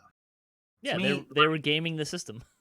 Right, which is in the rules, which I can allow. Like I don't want to punish people for that, but I think had that not been accessible to free-to-play accounts, that didn't happen. Like you didn't see that the first 2 seasons. I mean, you could have done it the first 2 seasons if you had a VIP account on 2 accounts. But that's what I'm saying. I think that put a limit on it. Sure. That you didn't see it as much as you did this season. I think there's that experience. I kind of wonder how much of that is coupled with the everything is free for alt accounts, for non-VIP accounts. And if that wasn't true, would you see the same level of stuff there? So that's an interesting question. Look, at the end of the day, play the game to enjoy the game, right? Like the leaderboards are cool and all, but I don't know. I caution people against putting too much of their enjoyment into that kind of a thing, just because I think it's a really dangerous place to be in terms of getting to a spot of not enjoying your own gameplay because of the actions of somebody else. That is true. And that's always going to be, if you're in that space, it's always going to be, you're always going to be like that 1 or 2 steps away from F this, people are stupid, I'm done playing DDO. I don't know if that's the case. Leaderboards and those kind of challenges are very popular in several games. Sure. I just feel like it's still baby steps for us figuring out the best way to kind of handle these situations. And we're clearly not designed for it. So I think we're still trying to like figure out the best way to do some of this stuff and the best way to try to implement things. And I think that's part of what hardcore is about, is the trial and error of different things. So I think that for me was a weakness in particular that I noticed a lot of. And I think that's also part of why people had so many bot accounts. Like I said, I was getting people saying, hey, can I bring my 2 bot accounts? Nope. Like 2? Like, come on. Really? I mean, here's kind of the counterpoint to that too, though, is those people are actually handicapping themselves, right? Because if you're running with 2 box accounts and you're just disconnecting at the beginning of the quest, right? That means you can only have 3 other people helping you get through the quest. Yeah, I agree. For a quest. So there is a handicap there that you're taking on. Well, and I don't even want to say that the people that were sending me tells would have AFK'd in the quest. Like they may have ran through to a certain point, did stuff. Like most of them were bards, and most of them were spell chanter bards, which is very helpful to have. Yeah, I mean, sure. Anybody who wants to bring one next go around in the hardcore season is welcome to join me. But like it just, I don't know, it became problematic from my point of view, from just dealing with the same shenanigans all the time. Yeah, I never had that. I didn't run into anyone that was doing that. Maybe it's because I kept a lower profile than you did. Possibly. But and I kind of wonder, how much of that negativity is coming from the actual interaction with those people, right? Like if all of them were like, "Hey, can I do this?" and you said no, I'm like, "Okay, great, thanks." Like if that was all of your interactions, how much would you care? I mean, that's quite possible. I don't know. So, and then there was one other thing that I felt like I got a lot of negative flack for, was the level in which I was doing Reaper quests. So, for those of you who don't know, I do everything 2 levels above Elite. Yes. No. Yes. Bollocks. I do it 2 levels above. In the hardcore, you can do it 3 or 4 levels above if you want to. So part of the problem is that if you walk that line, you maximize the amount of Reaper experience you get for the amount of effort you put in. Right? Sort of. So to maximize all that experience, that is kind of where I decided I was going to sit. 4 levels higher? 2 levels higher. So if I was doing Ravenloft level 10 quests, I was doing them at level 12. Sure. And I was constantly getting tells from people. Like it was non-stop. You can do that at 4 levels above. I'm like, I know. Like, this is the most, like, I literally had it copy and paste at one point in time because it was put it in your LFM. Well, but so as somebody who streams, you put your LFM title in and then you put what's going on. You usually don't have a lot of room for, fair. I know, blah, blah, blah. This is true. So for me, it seemed like it was another one of those things that I was constantly getting tells about. Yeah, this is something that people constantly have negative experience with, right? And it goes in other ways a lot too, right? Like you'll have a group going, "Hey, we're running this stuff on R1 or whatever, or on hardcore. It's like, "Hey, we're running this stuff on Elite. We're just getting favor." Like, "Hey, let's do this on Reaper." And then like the other 2 people are like, "Yeah, we're gonna do this on Reaper." And like, we're not. Right. What are you gonna? We can totally do it. Like this group was advertised for doing Elite. If you'd like to do Reaper, go do Reaper. We're doing Elite. Like that's what you joined. And this happens on live too, right? Like people will join and try to get you to push the. I tend to combat that a little bit by on live at least. Like I'll say, "Hey, I'm running this on R2ish," right? Like I'm a little flexible, right? But at a certain point, like if you join my group for R2ish and you say, "Hey, let's do this in R7," like no, that's not what we're gonna do. Like if you don't want to do that, then that's fine. But that's not what we're gonna do. Yeah, there's like an acceptable amount, and I, as the person in charge of the party, like I often would tell people, "Hey, I plan on doing this on Reaper 1. If anyone has a problem with a particular aspect of this quest, share with me in case I'm not thinking about something. But that's my plan, right?" And there was a couple of quests where people are like, "Doing this on Reaper is going to be tough because of X, Y, or Z." I'd be like, "Oh, that's a really good point. Is everyone okay just doing it on Elite then?" And if people are like, "Yeah," then we would do it on Elite. But you had a conversation. Exactly. The difference is when you get tells, not even for people who want to necessarily join your group. And I Right. appreciate people trying to be helping. Like the people who came at it from a hey, just in case you wanted to know, you could do it 4 levels above. That's a different story than I would join your group, but I'm too high level because of blah blah blah. And it's like, sorry. Or hey, how come you won't let me in your group because of blah blah blah? I'm like, because I'm doing the quest 2 levels above to maximize my Reaper experience. Sure. Which obviously, again, not playing weekends. So that's Monday through Thursday. Mm-hmm. And then my couple hours on Friday. It took me less than 15 days to get my 5,000 favor and my Reaper cloak. Right. Obviously, I had a plan, people. Like, either be part of the solution or leave me alone. And I didn't have a good way to, like, sum that kind of...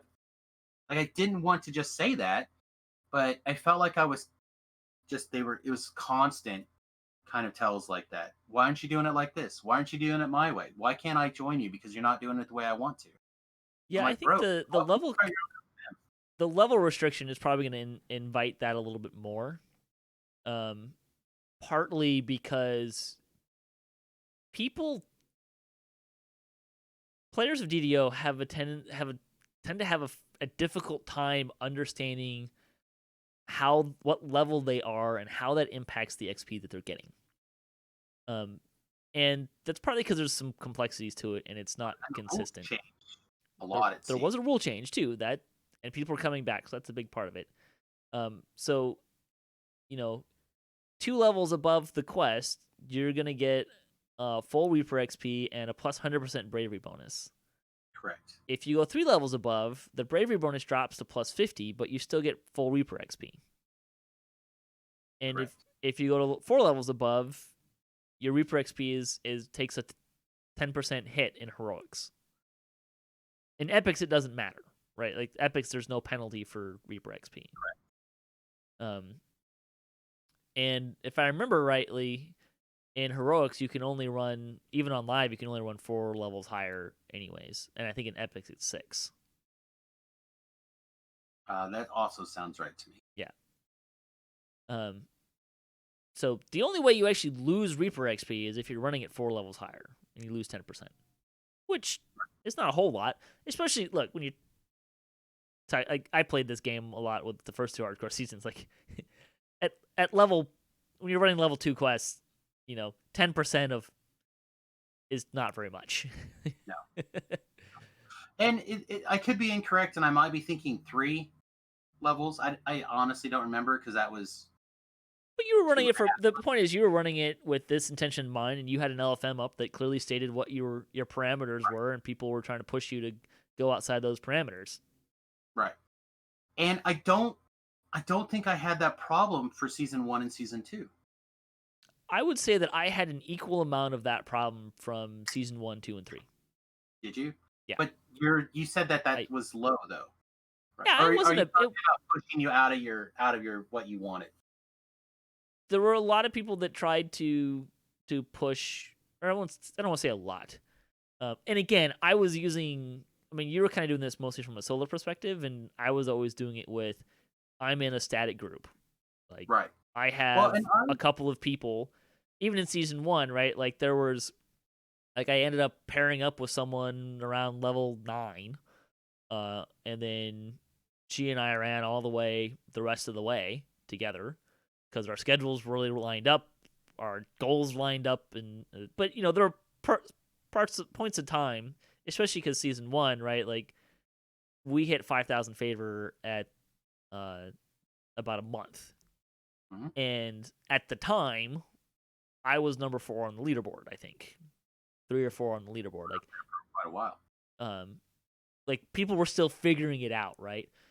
And there weren't a lot of people. So we sort of ended up having this, like, larger static group in the sense that, we'd log on and, like, all right, who's on at this level? Hey, this guy and this guy, we've been doing a lot of stuff together. Hey, do you want to run this? Hey, do you want to run this? And say, yes, I need to run that, because, when there's 20 people total with that level range, right, you end up running with the same people. So it was, so I always kind of had this experience where I had less people to come in, right? Like most of the group that I was in was already on the same page, as it were.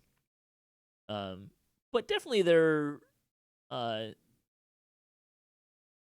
season 3, because I didn't go for Reaper XP. I kind of half did and then ended up not doing it. But the people I was running with didn't care about the Reaper. They just wanted the horse. And, there was frequent times where I'd be running stuff in Elite and someone would say, hey, we want to do this on Reaper. I'm like, cool. We're not doing Reaper. We're just doing Elite. Yep. And yeah. I didn't tend to have a lot of pushback on that. I think maybe 5 times in all of season 3, people like really pushed back, and I just said, no, we're not doing Reaper, period. Yeah, and I felt the other way around. Like, I felt this season I had a lot more interactions from the community that, for me, that became negatives that I didn't have from season 1 and 2. I would guess that part of that is because people were surviving longer. Is the way that I would say. So if you've got extra lives, right? Like, people are like, hey, because look, there's a lot of people that you watch the deaths, right?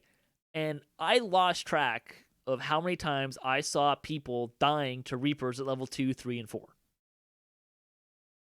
Oh yeah, see, and I think that people tend to be aggressive. We kind of talked about that, and hardcore doesn't really play to that strength, right? If you're really aggressive, you're gonna die more often. But having extra lives allows you to get farther into the game, so you're going to get more of those people, I think, that are going to be that aggressive and say, hey, no, I want to go do this on Reaper. Let's go do this on Reaper. Like, I'm not doing that on Reaper, right? So. And I guess from my point of view, I was that guy advertising for Reaper, sure. Right? So I think I was probably attracting the people that wanted to be aggressive. Mm-hmm. And maybe I'm incorrectly attributing these attitudes to the free-to-play people, right? And it's possible that the people that were sending me these messages are not, but I felt like from the interactions I had with them, or sometimes they would even, they'd join the group a little bit later, like when you're doing everything on Reaper and you get everything done, you take that level, bam, you're ready to go, you start the next thing, and then they would be like, oh, well, I guess now you're doing this, I'll join for that. Like, okay, you're welcome to join. And I felt like I'm not that far off on that assessment, but it is quite likely that it is also has to do like 50% new or free to play, 50% what you're talking about. So I hadn't considered that before. And I was putting a lot of the onus towards the wider player base in general coming in to the hardcore. I think it's a both and, right? Like you're getting more people in, so you're probably getting a lot of people that didn't do seasons 1 and 2. So they're going to have a different experience. Maybe they're going to be more aggressive, and they're not going to, shall we say, have the same experience of what that aggressiveness can lead to and what starting over means. And there's the extra lives, right? So it just lets more people with the attitudes and the negativity that you're kind of talking about get in, run with you longer, right? Like those people aren't necessarily going. I mean, sure, they have to make it to level 8 before they can have the extra life, anyways. But I think I don't think it's a stretch to say that you saw more people get higher faster because of the extra life. I would agree. Because you look at the leaderboards, right? And from season 1, like I mentioned, a month into it, there were only like maybe a dozen people who hit 5,000 favor a month in. And it was pretty clear that most of those people, they hit 5K and they were done. Like they never moved again. And I was one of them. But then you have season 2, people got on the leaderboard faster, right? And the leaderboard moved a little bit.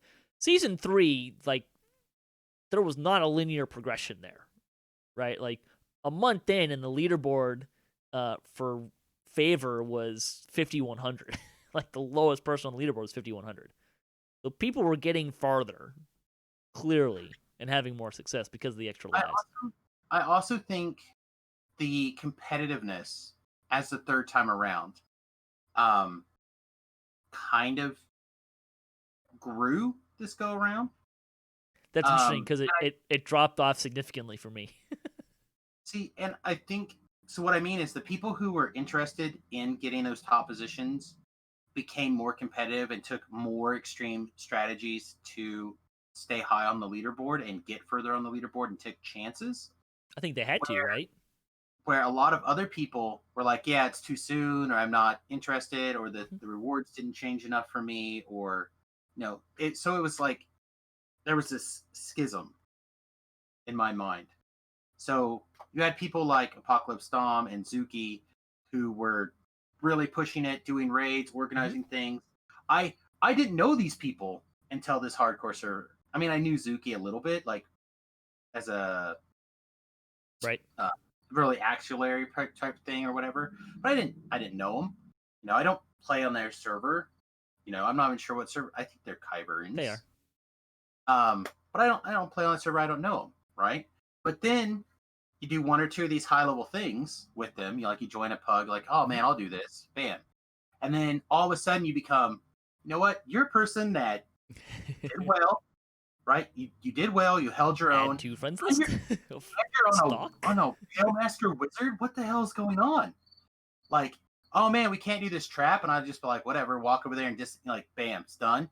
Like, what are you doing? I'm like, can't everybody just do all this stuff? Like, don't you build your characters this way? And they're like, okay. And they just move, you know what I mean? Like, you move into this group of people. I didn't do the first 2 times around. Like I said, I kind of met my goals and I moved on. Season 1, I played all the way through and decided I was going to get the 5,000 favor during the last week. Season 2, I wanted to get my rewards and get back to the regular server, which, like I said, I did very quickly in that first month.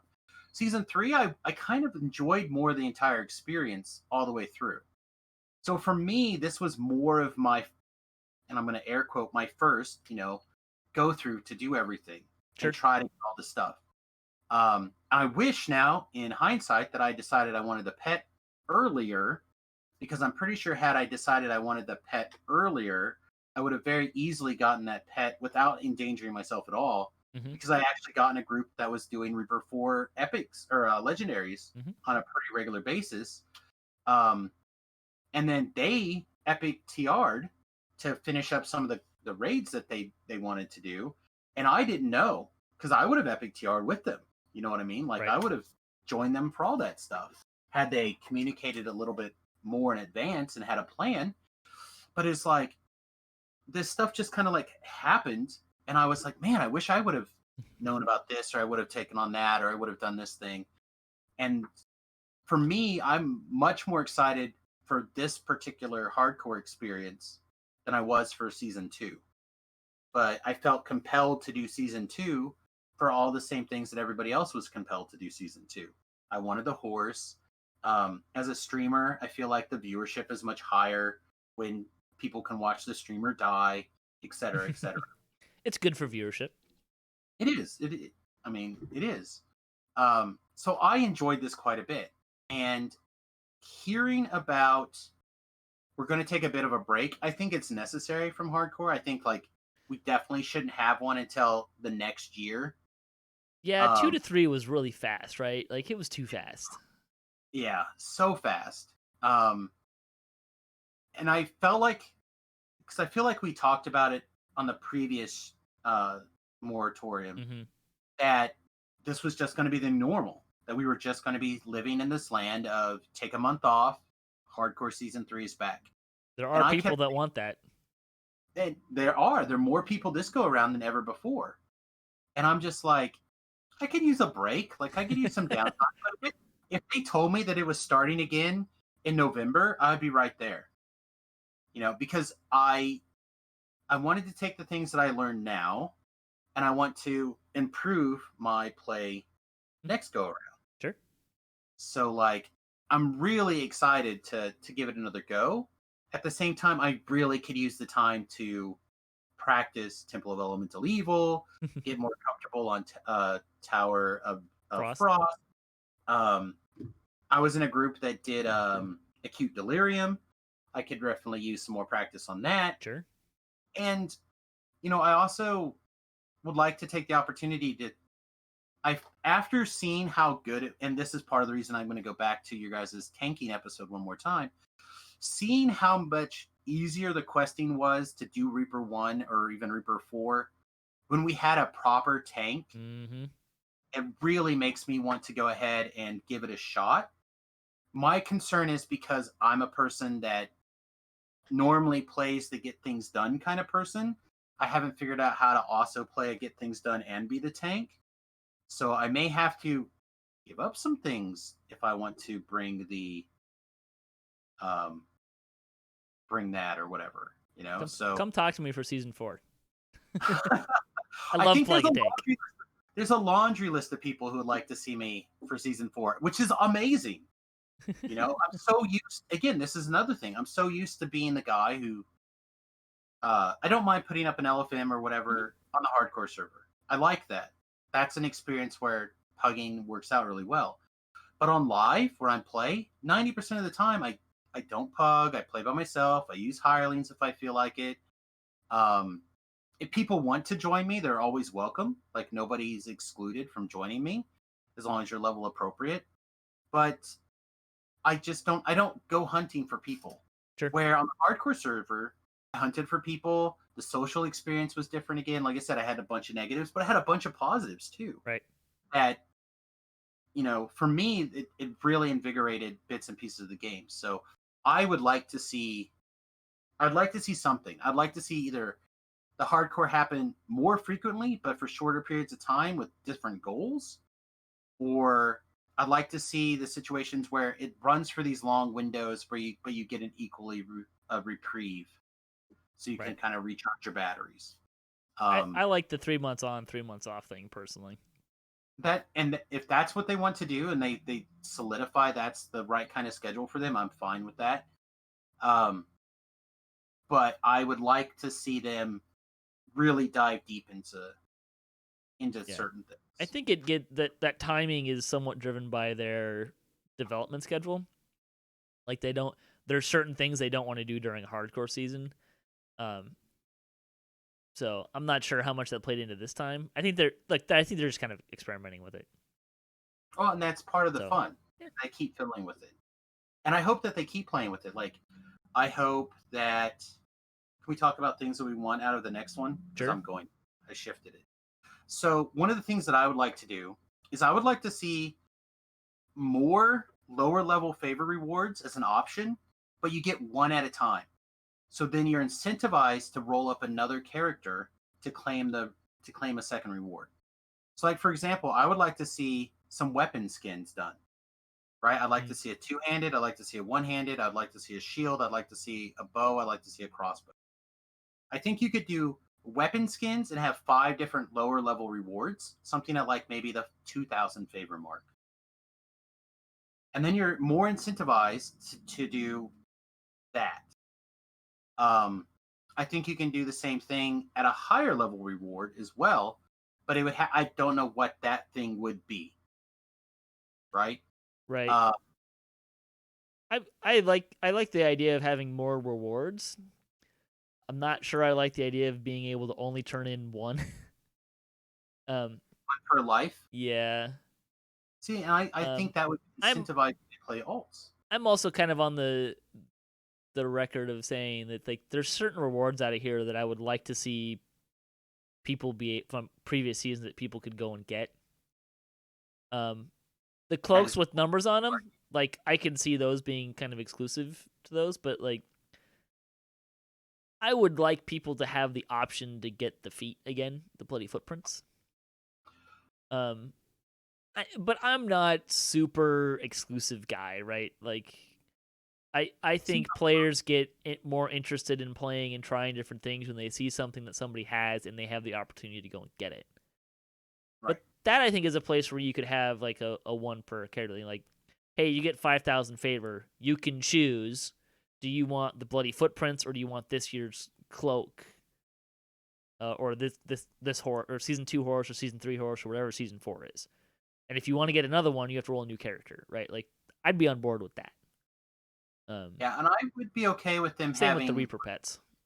a generic version of the corresponding things, right? So, like I was talking to one of the guys who basically ended up becoming almost a static group. Like we played separately, but he would come into the channel to see what's going on, and he would often join me. He's like, I would like to have oily footprints. Like, sounds great. Sure. That could be a generic version of the similar thing. I do like the explicitity of certain things, like the bloody footprints, but that doesn't mean that you can't make something similar. Acid footprints, fire footprints, whatever. You can do all sorts of things like that. The sky's literally the limit. Sure. Um, I don't think there's any benefit to having the footprints be exclusive, though. Like, I think that don't make it so you can only ever get it once. Yeah, see, and I'm a person that thinks that specialness definitely does matter. I think the cloaks do that, though, right? Like the cloaks, it makes sense. I don't see why it makes sense for the footprints or the horses. That's kind of where I'm at. Yeah, I don't know. I could see it both ways, but I'm definitely a person that's like the top tier rewards. You can have equivalency. It's kind of like in Magic where they have like this banned restricted list. I'm a big advocate of having functional reprints, but not actually reprinted things on like getting rid of the banned list or the restricted list. But because I feel like you've got this thing, it didn't do a thing. I don't know.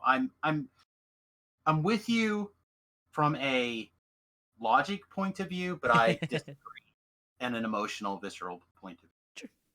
Sure. It turns me off personally, right? Like if I didn't know about the first, or if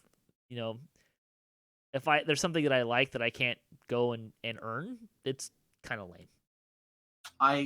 I understand. It's a downer. It's not. It doesn't have it has a negative impact on my play. It doesn't have a positive impact on my play, and that's what I like about. When I think about hardcore the last couple seasons, right? Like things that you mentioned were like the big draws for me was the community and doing it with people, right? Like that was a lot of fun, and you're playing it a little bit differently, so it's a lot of fun to do, and then like doing things that challenging the what's possible. Especially with season 3 having the extra lives, that was a big kind of a fun thing. I didn't do really any of it that season because I was kind of down on season 3 because it was too soon after season 2. I didn't really even intend on doing what I did, and it just kind of happened because I had a positive community experience to do it with. Mm-hmm. But like exploring, season 1, right? Like it was like, hey, we're gonna do Vaughn 6 on Elite, and we all went in there like, can we do this? Like, should we be doing this? Is this a good idea? Like, I had people die on me on Vaughn 6 on Elite this go around.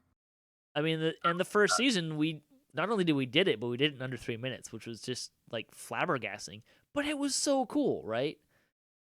And then you had the confidence to try something else. You look at this season. I think the big win for this season, as kind of more of an observer in this process, was people pushed the idea of what was possible, and they were able to do that because one, they had extra lives, right?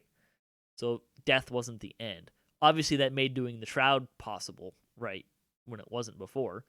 But then that whole idea of like that competition part of I want to be on the top of the leaderboard. Well, people are being more like people needed to push the bar of what was possible from season 2 because people are going to try to get at the top of that favor board, and more people are getting involved in that process. And you throw in the extra lives, you get more people that are in there because they're surviving longer, and they're willing to take more risks, right? And it gets a lot, and that I think is the real fun of hardcore. Is what can you actually accomplish? Yeah. So, what else besides the one area that we completely disagree when it comes to end rewards? What else would you like to see happen next, other than wait till next year? Longer time in between. I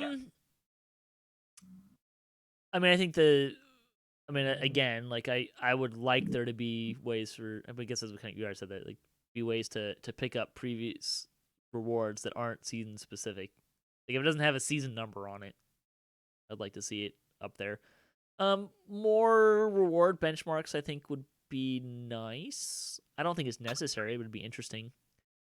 think What could it look like if the favor rewards were changed to be 2,000, 4,000, 6,000?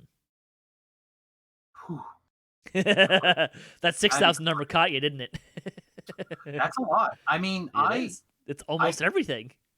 I could with this go around. I don't remember if I crossed 6,000 just barely or not, but it was close. If that was the goal, I would have had to mix things up quite a bit. Well, and that's the goal, right? Is you want to get people to mix things up. It is. So I think you messed with that formula a little bit. I think it's good. What else you got? Anything else? What else would you like to like? What kind of theme would you like to see next? Maybe. Sounds like you got an evil thing in mind. Mimic Hunt. That's the one I keep advertising to. Like, if the Mimic Hunt ran all the time, that would mean a whole lot. That would change the game in a meaningful way. I mean, just turn the Mimic. I would tone down the % chance of it being a Mimic. No, but, not at all. I mean, that would... How much do you really want loot? Exactly. Changes the metric of everything, doesn't it? It does. Changes a lot. So, I think that could be interesting. How does that affect the farming? How does that affect farming? Because there's certain pieces of gear, right, that are like of the most important. Mm-hmm. You know, I talk about the stupid caster belts from Ravenloft all the time. Because if you're a caster, you need one of those. You don't have a choice. If you need it. Mm-hmm. Which is part of my problem with the ransack mechanic, which continues to do stuff. But you have to have one of those stupid caster belts. The only thing you put on if you're a caster is that belt at level 10, and then the epic version of that belt at level 29. There's no in between. Well, they need to add more loot that has that bonus on it. I think so. So, I mean, that's... So, I don't know. To me, it's to get that top tier. Like, I think I had broken 900 negative energy spell power by level 17 or something like that, or 18. Mm-hmm. I couldn't sustain it for very long, you know, with using boosts and drinking the negative or the improved nil potions or whatever. But if that's your gimmick, then you need it. You have to have it. Like, that's 77 more spell power for your thing that you can't get rid of. Like, you just can't let that go. Yeah. So I would like to see, and I think this is something that they should just do for all VIPs. It was one of the things that would keep me as a VIP. Is they should get rid of the ransack mechanic for VIPs. But I definitely think they should get rid of it for the hardcore. That's not necessarily a hardcore specific thing. I mean, you know, VIP, you know, if you could start VIPs out on hardcore with like 100 charge or something, that could be interesting. I'd say the other thing that maybe I'd like to see for a hardcore season is a push towards completing raids, maybe? Yeah, like some more incentives. Maybe add another leaderboard. I don't know what that would be, but I mean, the favor board kind of does that already, I guess. It does to an extent. Let me rephrase that. Maybe not raids, but like drive people towards a slightly different idea, right? Like, what would hardcore look like if every week they picked a quest, and if you completed that quest, you got a shiny or something, right? Like, or maybe just the entire hardcore season, they said that, okay, here's 10 quests, and if you complete all 10 of them, you'll, like, each time you complete one of these, you get a little bit, and if you complete all 10 of them, you turn these bits in, and you get a shiny. Yeah. Right? And those 10 quests were things like Temple of Elemental Evil Part 1, or I don't want to say Terminal Delirium or Part 2, just because like I don't want it to be like too hard to the quests that are stupidly hard. Well, what if you did this? But I guess you could do them on normal and you can still get the bit. So I mean, I think it still works. What if you pick your 10 quests, mm-hmm. right? But then you have a second tier quest that are above the curve that give you a universal item or a universal bit, like a wild card. So like maybe you get a bit out of Elemental Evil Part 1, but then you can get a wild card out of Part 2, or you can get a wild card out of Acute Delirium. Sure. So like if there's some quest for some reason you just can't do it, then you can use a wild card. Or like here's 10, complete 7, or something like that. There's ways you can do it, but I think there's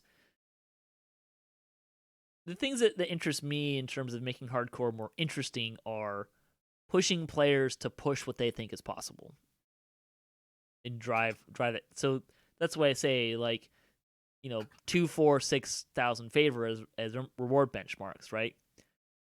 It pushes the one a little farther. It makes another one that's easier to get, and then it puts the other one to like really push people to think about what quests can they do and how are they going to get there, right? So there's some stuff like that I think could be interesting. Yeah, I think there's some good stuff overall. The other thing that I would like to see is I would like them to put on festivals. Depends on the festival. Well, I think they could rotate them. They could use them like this one here, this one there. But I feel like the festivals give you a lot of customability that are not always available all the time, and I feel like not having those really kind of hurts. The other thing I would like to see, and I know I mentioned this before, is I would like to see a much shorter season. But what I'd like you to do is instead of making a brand new character, I'd like to see what would happen if you could copy and paste, so you couldn't transfer them back over. You couldn't transfer them back off of the hardcore, but a one-way sending of characters. And you only get one. Skews everything too much. I don't know. I think that it makes things very interesting. Maybe you strip gear, maybe not. I don't know. I think the idea is you take your biggest, shiniest, fanciest guy, pop him over there. Sure. And see what happens. And that's why I think it needs to be a shorter season. I think you can try it. Yeah, exactly. And I think it skews the numbers a little bit, and I'm not sure how necessarily interesting it would really be, but it also expands the idea of what's possible. So exactly. Well, and that's the whole idea, in my opinion. I just want them to keep radically changing it in such a way that it doesn't become stale for someone like me, who feels compelled to do it because it's what brings in the views. Like I said, there was a lot of people there like, oh man, hardcore season 3 too close, I'm done, I'm not even going to touch it. Half of us are in this chat room right now. But I mean, I didn't start hardcore season 3 till like a month into it. Yeah, because I mean, it was just too close. Like, and I get that, I respect that, but at the same time, how much more different would it be if it was X? And what if it was trying to get those rates? Sure. Or something else. Like, there's something there to chase on that high end level and see it. I think the experimentation of hardcore adds to some of that fun, right? If it's just the same benchmarks every time, and that, I think letting more people in to season 3 was good, because it put more fresh bodies in there, and I think 2 is changing the rules, right? Yeah. It changes what people are doing and what they can do, and that makes it interesting. That's it. So that's the thing. Those are the keys. I'm not sure that I necessarily like the idea of saying, okay, just copy a character over and try it. Maybe I could see, like, you can copy. Here's a window. You can copy 3 characters over. Do it now. Right. And then we're going to start hardcore season afterwards. And so you only get 3 of those chances. Like, sure, okay. I'm not sure that I necessarily want that, but that doesn't mean I wouldn't try it. Right. Just something that changes the rules in such a radical way that it gives you a fresh experience. The same thing like with the Mimic theme. That would change the experience incredibly radical. Yeah. Right? Just keep thinking outside the box for that fundamental rule changes and see what happens. And come on, you want to complete an abbot on hardcore. I do. I wanted to so hard this time. Like, I was trying. I literally flagged, I think, 24 people for abbot. Yeah. They're like, I'm not going to do that jump. Like, I'll do that jump. I don't care. Boom, boom, boom, boom, boom. I do this thing practically with my eyes closed. I don't care. Follow me. Boom, boom, boom, boom, boom. You know, I do it all the time. It's crazy. All right. A couple more things here just to kind of catch up with the chat for 1 second. I know this is more my thing. Top builds for the hardcore. I do a top 5 video pretty often. I'll probably revise it for hardcore season 4. But the builds that I saw getting the most success were favorite soul, a bear tank. What else kind of was constantly footing its way to the top? I think particularly. Say that again. Crossbow, double crossbow, inquisitive builds were fighting their way to the top. If you get some stuff behind it, Sork build. Here's the thing with builds is you have to consider kind of this extra idea of what you have behind it, specifically gear. There's a bunch of builds that if once you're up to level 25 and you have the gear behind them, get really powerful. But down at like level 4 or 5, not so much. Right. Well, and there's a lot of things that I would put high in my personal ratings. Like, for example, I always say the Pale Master DC-based caster is one of my top 5.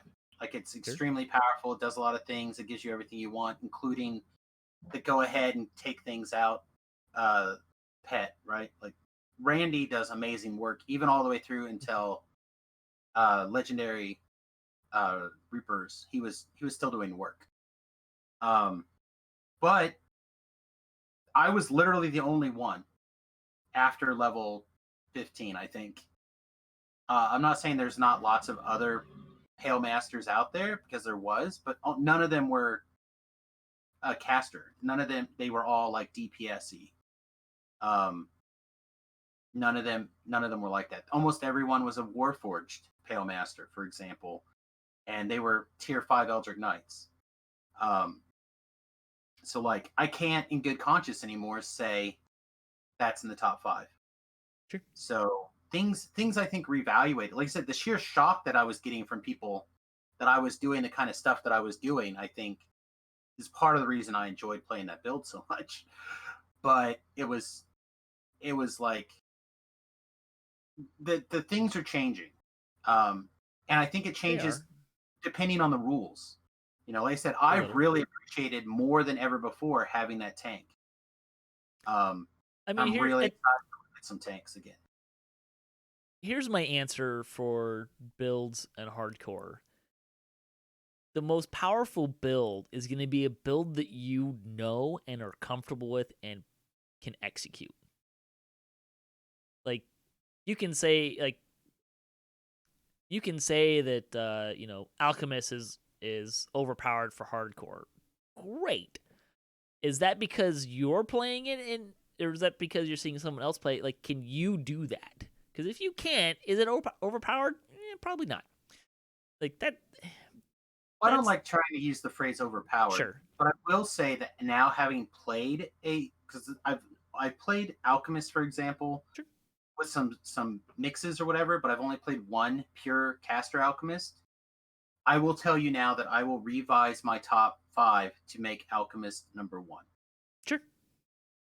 So like there are things that I could say from one experience that I would say, yes, this is probably what I'm going to do next hardcore. I'm probably going to do an Alchemist. I'm going to tell you guys right now in advance. I probably will. I'll probably have one level of Rogue or Artie or something, and then the rest will be Alchemist levels, because it is just absolutely bonkers. Mm-hmm. But you've played it, and you get your experience with it. My one time. I will never play one again, I don't think. Look, I made it to season 1. I made it to 5,000 favor and number 4 on the leaderboard at one point on a monk. Right, exactly. That's what I'm saying. Like, I would not say that monk is a strong build for hardcore. I would disagree. Because you were playing a light monk, right? Yeah. Yeah, I mean, that's look, extremely it's not bad, but look, a melee glass cannon build is not it's not something I would point to people and say this is what you should play in hardcore. You didn't see a sure, lot of those sure. builds, right? So I think like it did. The advantages are how you go with your team, yeah, right? So like giving a healing curse to a monster with two other melees in the party, including one of them happen to be a tank or something, that's huge. That's insane. Having great saving throws, reasonable number of hit points, a fair armor class, a great dodge score, like these things all matter. But does it put it in the top 5? No, I would agree with you. Like it's not in the top like 5. the reason why I was Like, successful with a monk is because I know how to play it. exactly. like, and I played it in a way that was, I adjusted my play to make sure that I made it through, right? Like it wasn't Exactly. I wasn't being super aggressive. I wasn't the first one in the room all the time. So like Exactly. There's definitely things to that. I don't know. I will, like I said, as somebody who has to make content to like gin things up every 2 around, sure. my list will change obviously, but I just wanted to address comments out of the chat saying yes, these are powerful things. I will agree.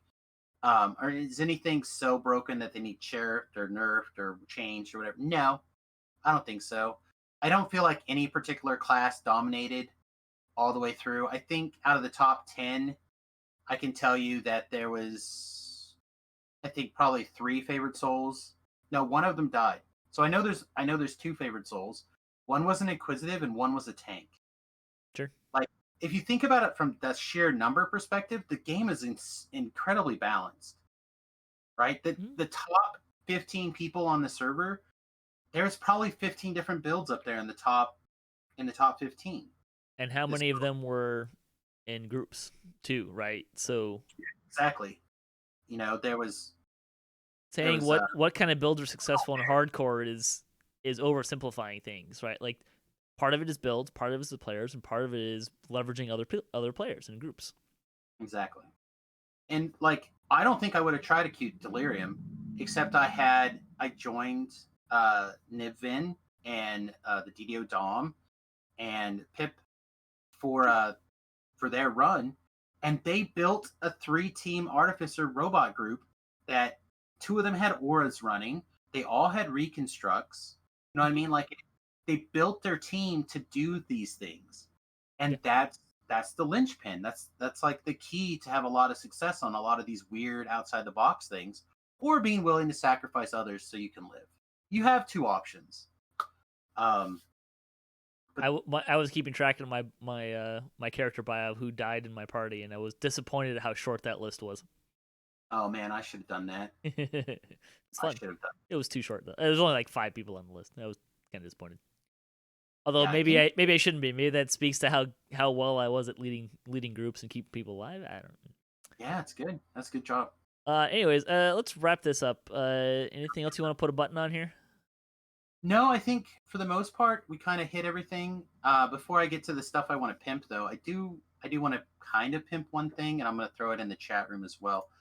I don't know if you guys know this, but Shoemaker, aka Technical 13, the mother of his children recently passed away unexpectedly, and now he's got both of his children full time. And Shoemaker, obviously, this is a weird situation. So a friend of his actually set up a GoFundMe to help him kind of get things going, help get things set up with the 2 young kids, etc. So I went ahead and I threw a GoFundMe in the chat. I'll make sure Patrick gets it so we can shove it wherever he feels appropriate. But I only mention it because Shu is such an active member of the community through the DDO Wiki. I know the DDO Wiki is always there for me. It's the thing that makes me seem smart most of the time or knowledgeable. I know that I can go to look up things and I don't have to remember it. And he's a big part of keeping that thing up and running. He had to take a step back from his show on Thursdays. He did a show called Wiki Talk before Jerry came on Thursday mornings. And I don't know. I just want to put that out there. If you have a couple of bucks that you can, you'd like to help him out. It's a really tough time. I could not imagine what he's going through, and he's been popping in the stream super late at night, just kind of like exhausted. Like, man, I thanks for all the moral support kind of things. So I just want to put that out there as much as possible. Again, as a thank you, and also whatever support you can send, thoughts, prayers. If you're a thoughts, prayers person, financially, if you're local enough that you can reach out to him, whatever. It's just a really trying situation. We're all going through difficult things right now. As they keep saying, 2020 is the year that everyone's going to forget or want to forget. But to me, this is a big deal. So I'm going to, hopefully I levied enough importance on it. But yeah, I don't know. Just wanted to put that out there for everybody. Thanks for sharing. Do you want to plug your other stuff? Yeah, I could. Actually, I have to. Now that I think about it, Twitch.tv/Samius Gurobo. Of course, I'm there Monday through Friday. I stream 45-ish hours of DDO. But the thing that's actually important, if you'd like to help me, is my YouTube channel, youtube.com/Samius Gurobo. Almost 2 years ago, I met the requirements for monetization on YouTube, and I put in the request to get reviewed. And then 8 months after that, they changed the rules, so I no longer met the qualifications. Well, my request is just now getting processed this month. So they told me that if I can get to 1,000 subscribers basically by the middle of October, I will be qualified for monetization and they'll turn it on. So if you guys would like to help me out, you don't have to do anything besides go to youtube.com/Samius Gurobo and subscribe over there. You don't have to hit the bell. You don't have to watch any videos. You don't have to like videos. Although I would appreciate it if you check some of that stuff out. I've got walkthroughs on pretty much every quest from level 1 to 18, with a few exceptions, and I'll be working on those in the next couple of weeks. I have build guides, advice on the hardcore server, my own post-mortem type things on the hardcore, all sorts of things, as well as the vlogs and whatnot from the stream. I would really appreciate it if you would do me the favor of going and helping me out. Just go over and subscribe to that. That would be a big deal for me, and it costs nothing. So I'd really appreciate it. That's it. Those are the two main things: Shu and my YouTube channel. Well, thanks, man. Appreciate you spending some time with us today and talking about Hardcore Season 3. And thanks for everyone for listening. Hope you enjoyed the conversation. And here's to Hardcore Season 4 in 3 months. Yes, at least. I think if they drop it on January 3rd or something like that, it would be fine. My guess is we won't see it until after Feywild. Well, I figure it'll probably be a month after Feywild at the earliest. So I said we'd talk about it and we didn't. The pre-order stuff. Oh yeah. Yeah. So my expectation is we won't find out details about the pre-order stuff until you can get it, because that's what they did with Ravenloft and Sharn. So I don't expect that information to come out until you can get it. But I do expect that information to be soon. It won't happen until at least update 47.